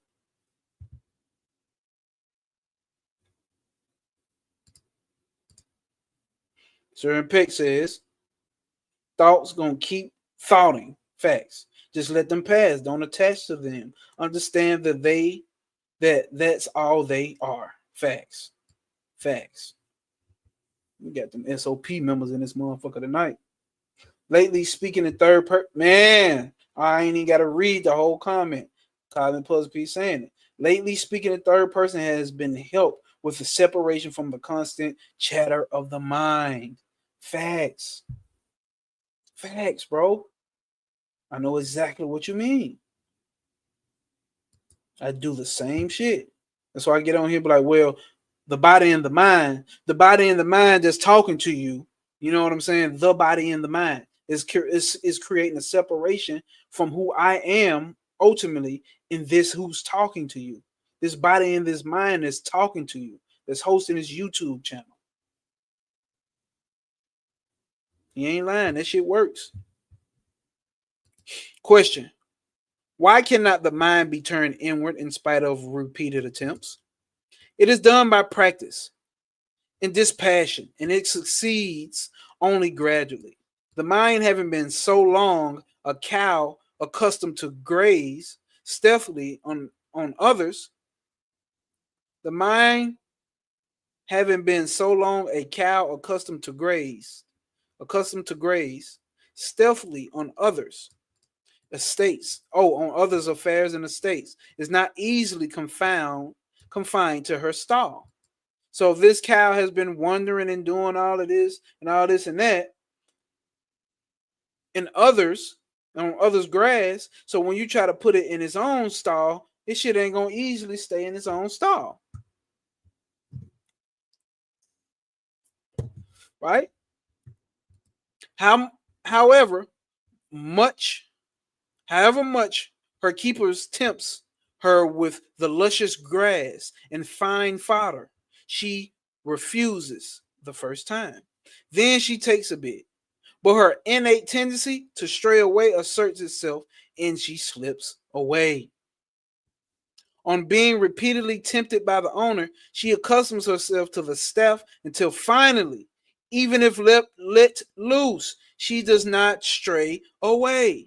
Similarly, with the mind, if once it finds its inner happiness, it will not wander outward. So you have to stay at it. You have to stay at it. It's just like fucking the way they did slaves. If you make that motherfucker repeatedly a slave in the mind, no matter where the fuck it goes off to, it will keep that slave mentality. It will continue to depend on its slave master. Question: Are there not modulations in conceptualization according to circumstances? Yes, there are. At times, there is illumination, and then contemplation is easy. At other times, contemplation is impossible, and even with repeated attempts. This is due to the working of the three gunas. Listen, Rajas, Tamas, and Sattva. I say, hey, you know the three gunas and the five elements? You know this shit. You got this shit figured out, gang. So the question says again, are there not modulations in contemplation according to circumstances? Well, yeah, there are. At times, there's illumination first, and then contemplation is easy. At other times, contemplation is impossible, even with repeated attempts. This is due to the working of the three gunas, sattva, rajas, and tamas. Is it to be influenced by one's activities and circumstances? Those cannot influence it. It is the sense of doership or cartrivia buddhi that forms the impediment. I have to come back to that one. Those cannot influence it. Is it influenced by one's activities and its circumstance? Those cannot influence. It is the sense of doership. The cartivia. Let's see what cartivia means.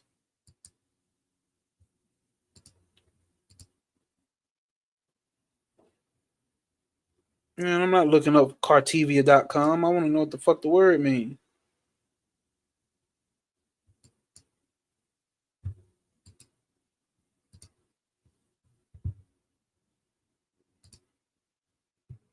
Leadership.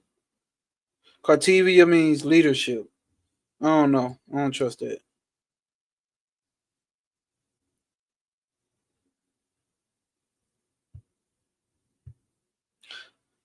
It is the sense of doership. So we know buddhi means intellect, right?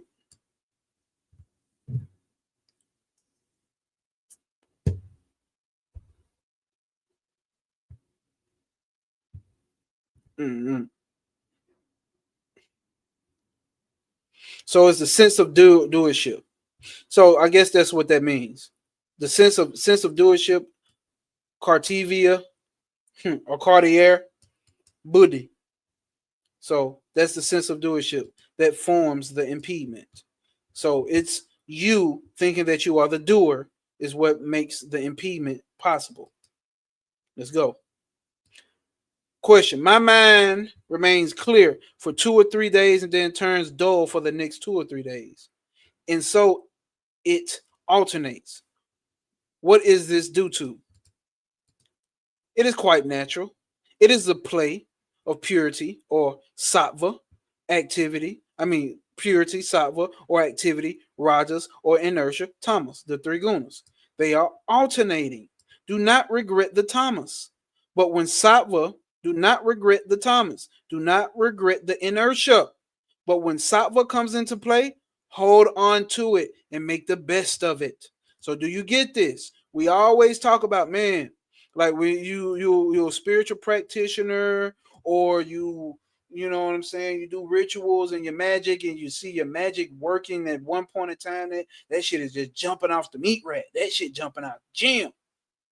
And then you come around a time where, damn, my shit ain't really been hitting like that. Or if you like me, with the rituals in the magic, or with the dreams, right? With the dreams, I be having profound ass fucking dreams. Then I go through a period of inertia.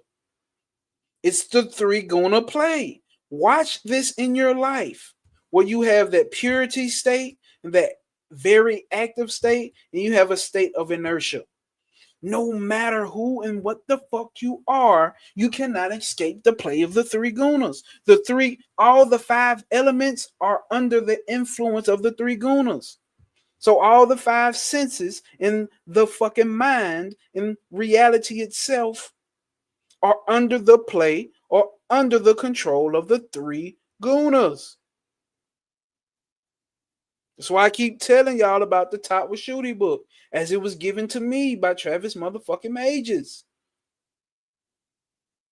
You understand the fucking three gunas and the five fucking elements, bro. You have fucking decoded the matrix. There is nothing else needed to decode. The thing that's left for you is for that ass to realize that you are the self. I don't give a fuck about all of that other shit. It's cool to learn that shit and know that shit and play around with that shit. But you don't get these three gunas and these five elements understood, bro. If you don't get that shit understood, bro, you're playing.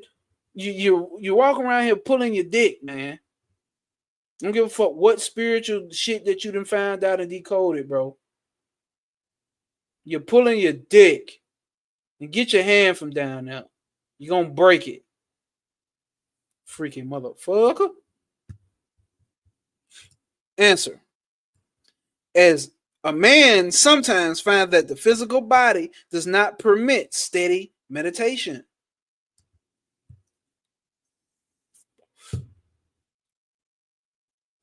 Damn. Hold up. A man sometimes finds that the physical body does not permit steady meditation. Should he practice yoga for training the body for that purpose? It is according to one samskaras. So your predispositions or your mental impressions, right? It's for your mental impressions. It accords to one's mental impressions. One man will practice hatha yoga for curing his body's ills. Another will trust God to cure them. A third man will use his willpower for it. And a fourth man will become totally indifferent to them. But all of them will persist in meditation. All of them will persist in meditation. And I think it's about time for me to hit up my nigga Kupananda and learn some simple hatha yoga practices. Cause goddamn it, when a nigga get in his 30s, boy, goddamn everything start crackling and popping. And I'm about to have kids, boy, so I'm gonna have to be able to run around these motherfuckers. I don't have to if I don't want to, but I'm gonna have to because I want to. If that makes sense.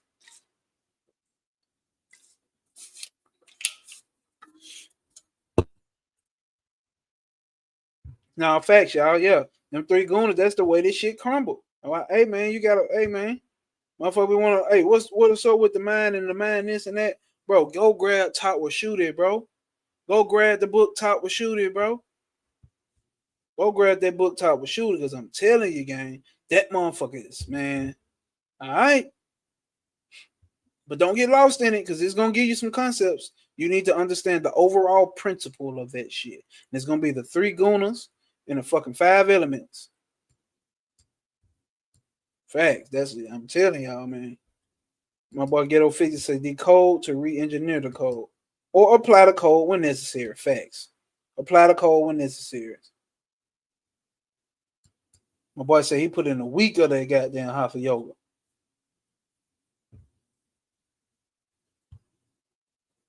Ah, you had your first at 30. Okay. Okay. We late bloomers, gang. I'm 30. How fucking old am I? I think I'm 34.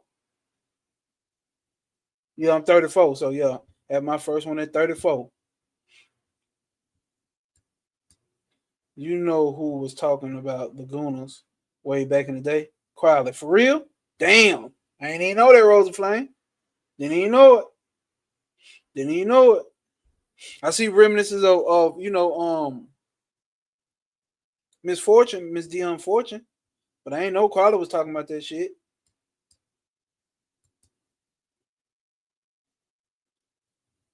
You said 2 weeks ago, 7 days straight. Waking up and getting to that prana. Okay, dig that. Yeah, I do remember Wayne Chandler talking about that. I do remember Wayne Chandler talking about that.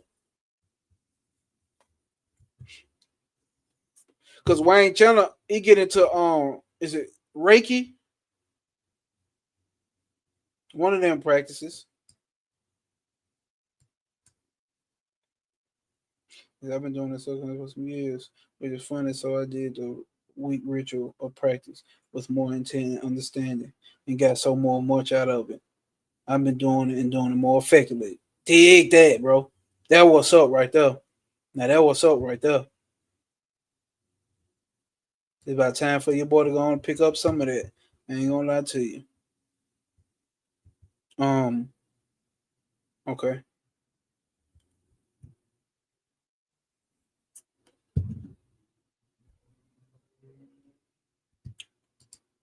Go back to the past of Pravati and Nritti. Priti and Nitri. I think I got that book. I think that's one of them Bihar school books of yoga. I think I got that. Yeah, Reiki and Tai Chi. That's what he do. Yep. Yep. Everybody said that hatha yoga definitely got to tap in. I don't know what Cooper Young on my boy Cooper Nanda at. He was in here earlier. But yeah, I'm gonna tap in with my boy.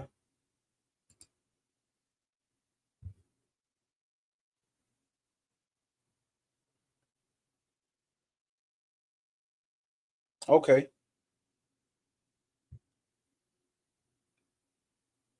And I don't really I don't know too much about the Buddha paths. You know, can get presented to me and I can have a principle overview understanding of it if it is presented to me.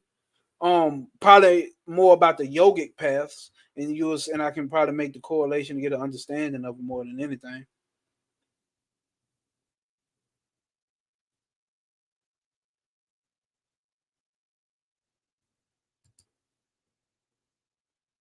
Hell no, I didn't see that.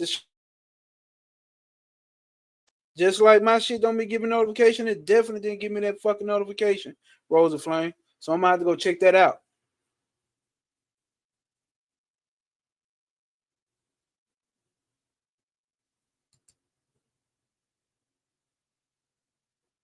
On partly I can be a Buddhas who go beyond Buddha into their own individual enlightenment. Hmm. Before I speak on it, yeah, I had to look into that.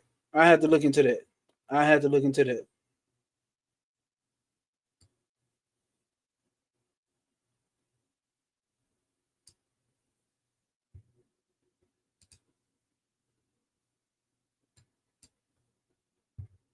They are initiates that must become Buddha at some point, stop seeking knowledge from Buddha in sense of being self-taught and go into the self for all problems or inquiries.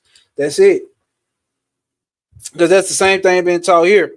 It's like you got to stop seeking the guru for the guru and what's the name and go straight into boom, boom, boom. You know what I'm saying? Go into the self.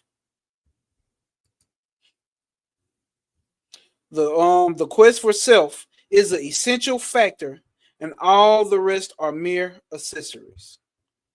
Question. See, I can't click on it.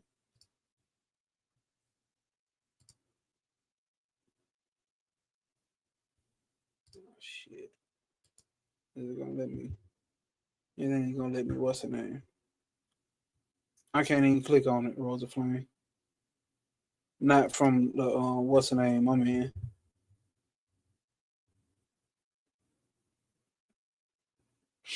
Ouch.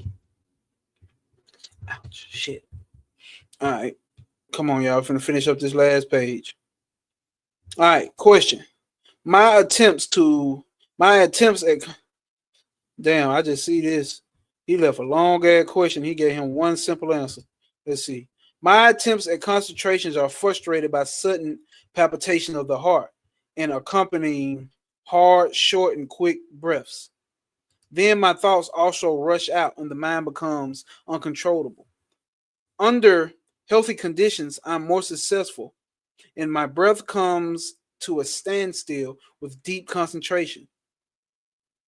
I had been long anxious to get the benefit of Sri Bhagavan's proximity for the successful culmination of my meditation, and so came here after considerable effort. I fell ill here. I could not meditate, so I felt depressed. I made I made a determined effort to concentrate my mind, even though I was troubled by short and quick breaths. Though partly successful, it does not satisfy me. The time for my leaving the place is drawing near. I feel more and more depressed as I contemplate leaving the place. Here I find people obtaining peace by meditation in the hall, whereas I am not blessed with such peace. This itself has a depressing effect on me. So he ain't getting what his expectations are. So he feels depressed. This thought, I am not able to concentrate, is itself an obstacle. Why should this thought arise? Can one remain without thoughts arising all 24 hours of the day? Should I remain without meditation? What is hours again? It is a concept. Each question of yours is prompted by a thought. Whenever a thought arises, do not be carried away by it. Whenever a thought arises, do not be carried away about it.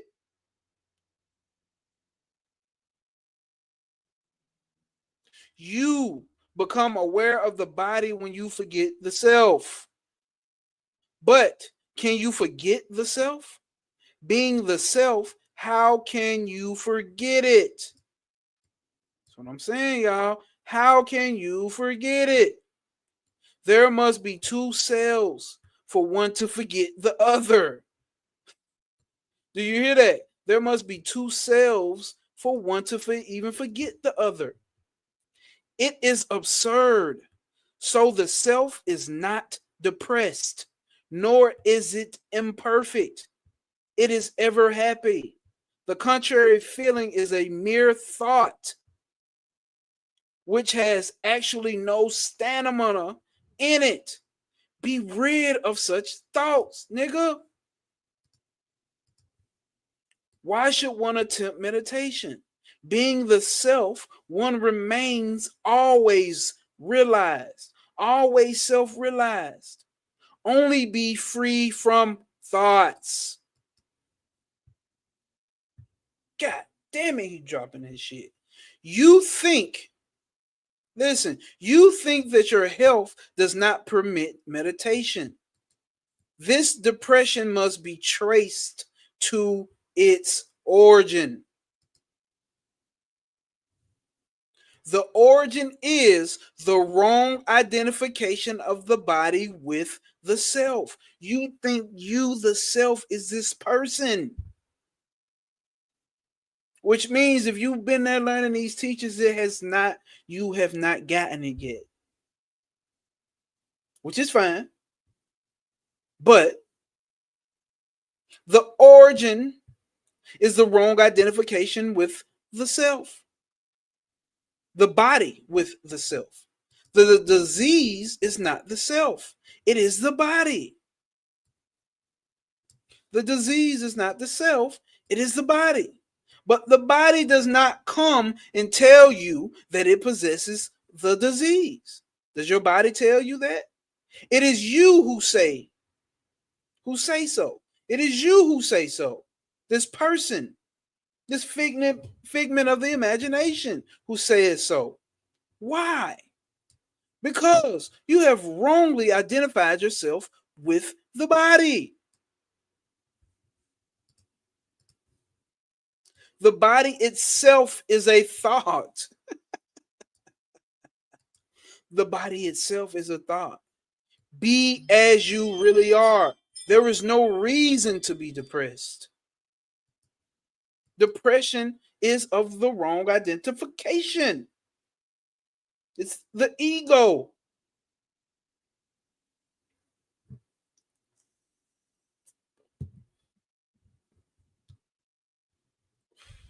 Question. Suppose there's a disturbance during meditation, such as mosquito bites. Should one persist in meditation and try to bear the bites and ignore the interruption, or drive mosquitoes away and then continue the meditation?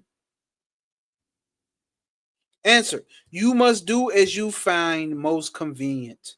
Niggas come asking these type of questions like, bro, god damn.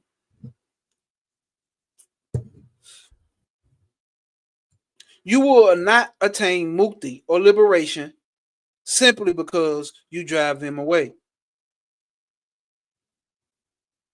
The thing is to attain one-pointedness, then attain manonasa, or destruction of the mind. Whether you do this by putting up with the mosquito bites or drive the mosquito away is left to you, nigga. Answer all your petty questions, man. You are completely absorbed in your meditation. You will, if you are completely absorbed in your meditation, y'all knew he was going to say this, you will not know the mosquitoes are biting you till you attain the stage where you should not drive them away.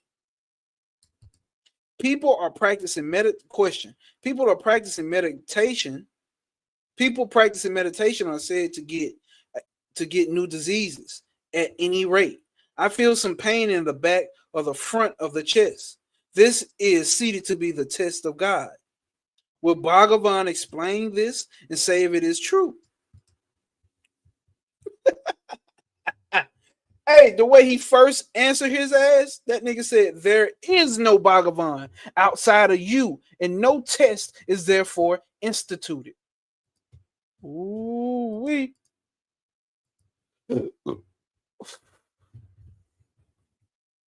What you believe to be a test or a new disease resulting from spiritual practice is really the strain that is not brought to play upon your nerve, that is now brought to play upon your nerves in the five senses.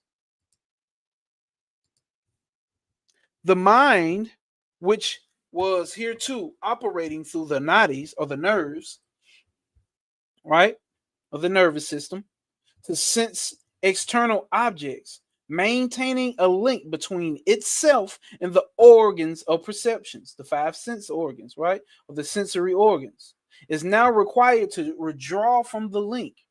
And this action of withdrawal naturally causes a strain, a sprain, or a snap attendant with pain. Some people call this a disease, and some call it a test of God. All these pains will go if you continue your meditation, bestowing your thoughts solely on understanding yourself, on self-realization. Talk that says, nigga. There is no greater remedy than this continuous yoga or union with God or Atman, the self.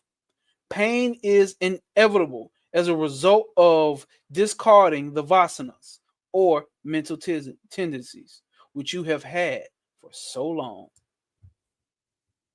So, pain, pain for the body, pain for the mind. Come with the shit. Question: what is the best way of dealing with desires and vasanas? With a view of getting rid of them, satisfying them, or suppressing them. So, what is the best way to deal with vasanas or your mental tendencies, right? With the view of getting rid of them, or satisfying them, or suppressing them. And he is going to end the chapter with this. Appreciate y'all who have stuck around for 3 hours and fucking 45 minutes. And if you are on Instagram, I guess you there now, but you know, we definitely would have loved to have you on YouTube. Answer: if a desire can be got rid of by satisfying it, there will be no harm in satisfying such desire. Do you hear that? But he's gonna go into deeper. Let him go deeper. But if there's a desire that can be getting rid of by satisfying it, there will be no harm in satisfying such a desire. But desires generally are not irradiated by satisfaction. But they are not generally redacted by satisfaction. Let's remember that. Trying to root them out that way is like trying to quench a fire by pouring inflammable spirits on it. Maybe he's talking about liquor. At the same time, the proper remedy is not forcible suppression. Right? Since such hold up. Okay, hold up. So what is he saying here?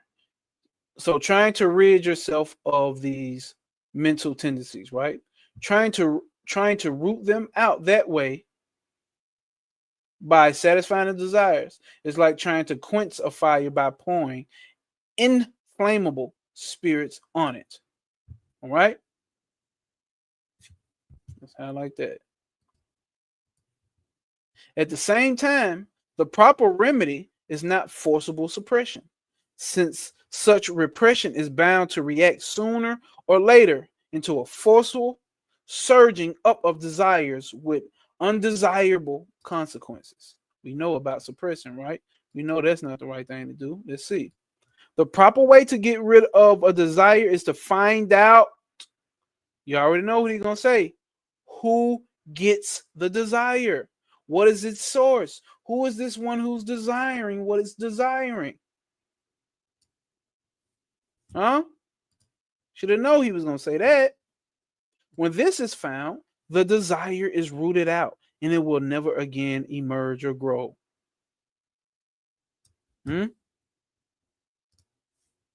Small desires such as desire to eat, drink, sleep, and attend to calls of nature, though these may also be classed among desires, you can safely satisfy them. Yeah, go on to satisfy those things. They will not implant vasanas in your mind, necessitating further birth. So he's saying these won't spring you into reincarnation. Those things won't do it for you. So you worrying about being reincarnated because you like me and you like fucking chicken gizzards? Don't worry about it. It ain't gonna do it.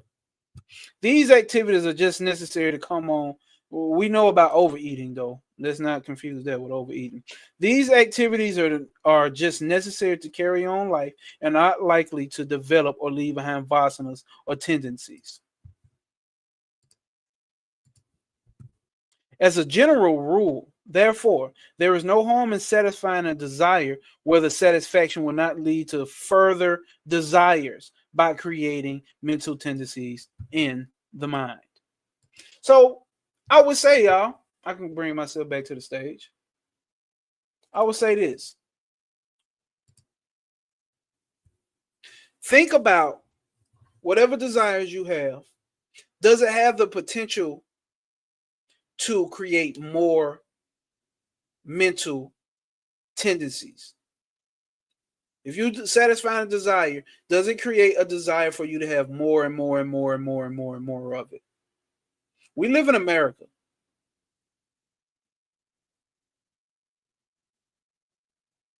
We live in America. We have a lot of shit that creates more and more mental tendencies. I mean, that creates a lot of desires that creates more and more mental tendencies. So discern when you have a goal to reach, when you have things that you want, discern between those things and see, what will this do for me? What will the outcome be? What are the potential, because you can't know all, effects of this cause? Discern through those things. Discern through them. And you be the judger.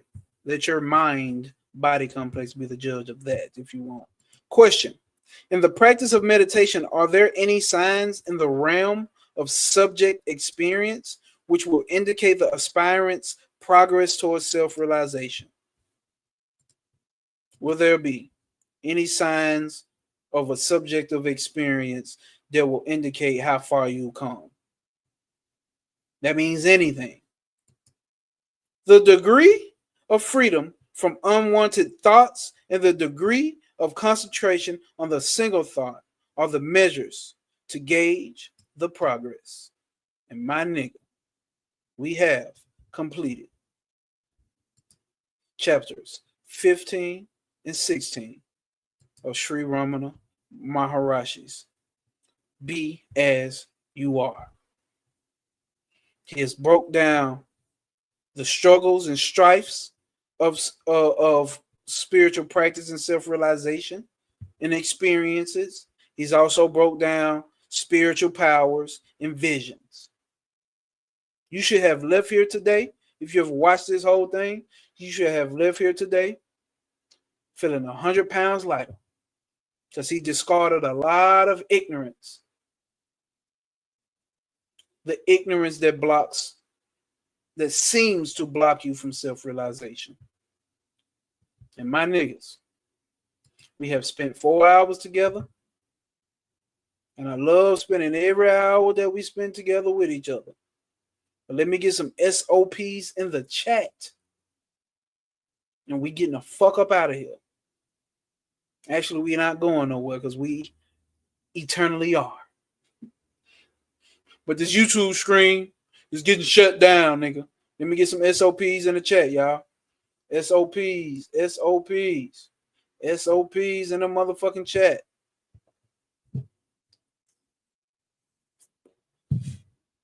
Walking to this so-called New Year standing on principle, because I won't see y'all until 2026. Unless you follow me on Instagram, obviously. But I probably won't be dropping no video until 2026 unless something just hits.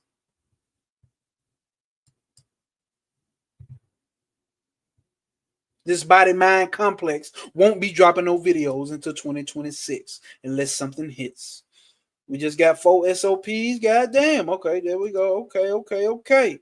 Where y'all at?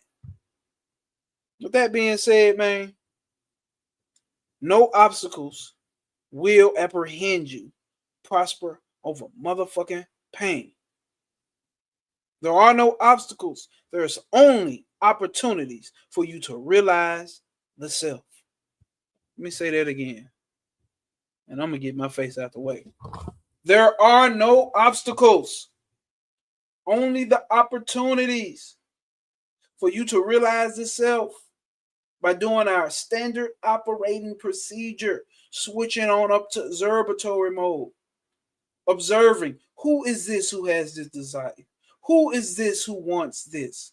Who is this who is in fear? Who is this who has doubt? Who is this who's having this emotional trauma-based response? Who is that? Who is this who has this one-sided opinion that things have to be this one way? Who is that? There's always an opportunity for you to observe. And that, my fellas and gals, that will promote some healthy detachment from this fucking ego. And that is, and this is, and this has been, and this will always be Know Thyself Sundays. Peace, love, and hair grease. Have a good nigger stick.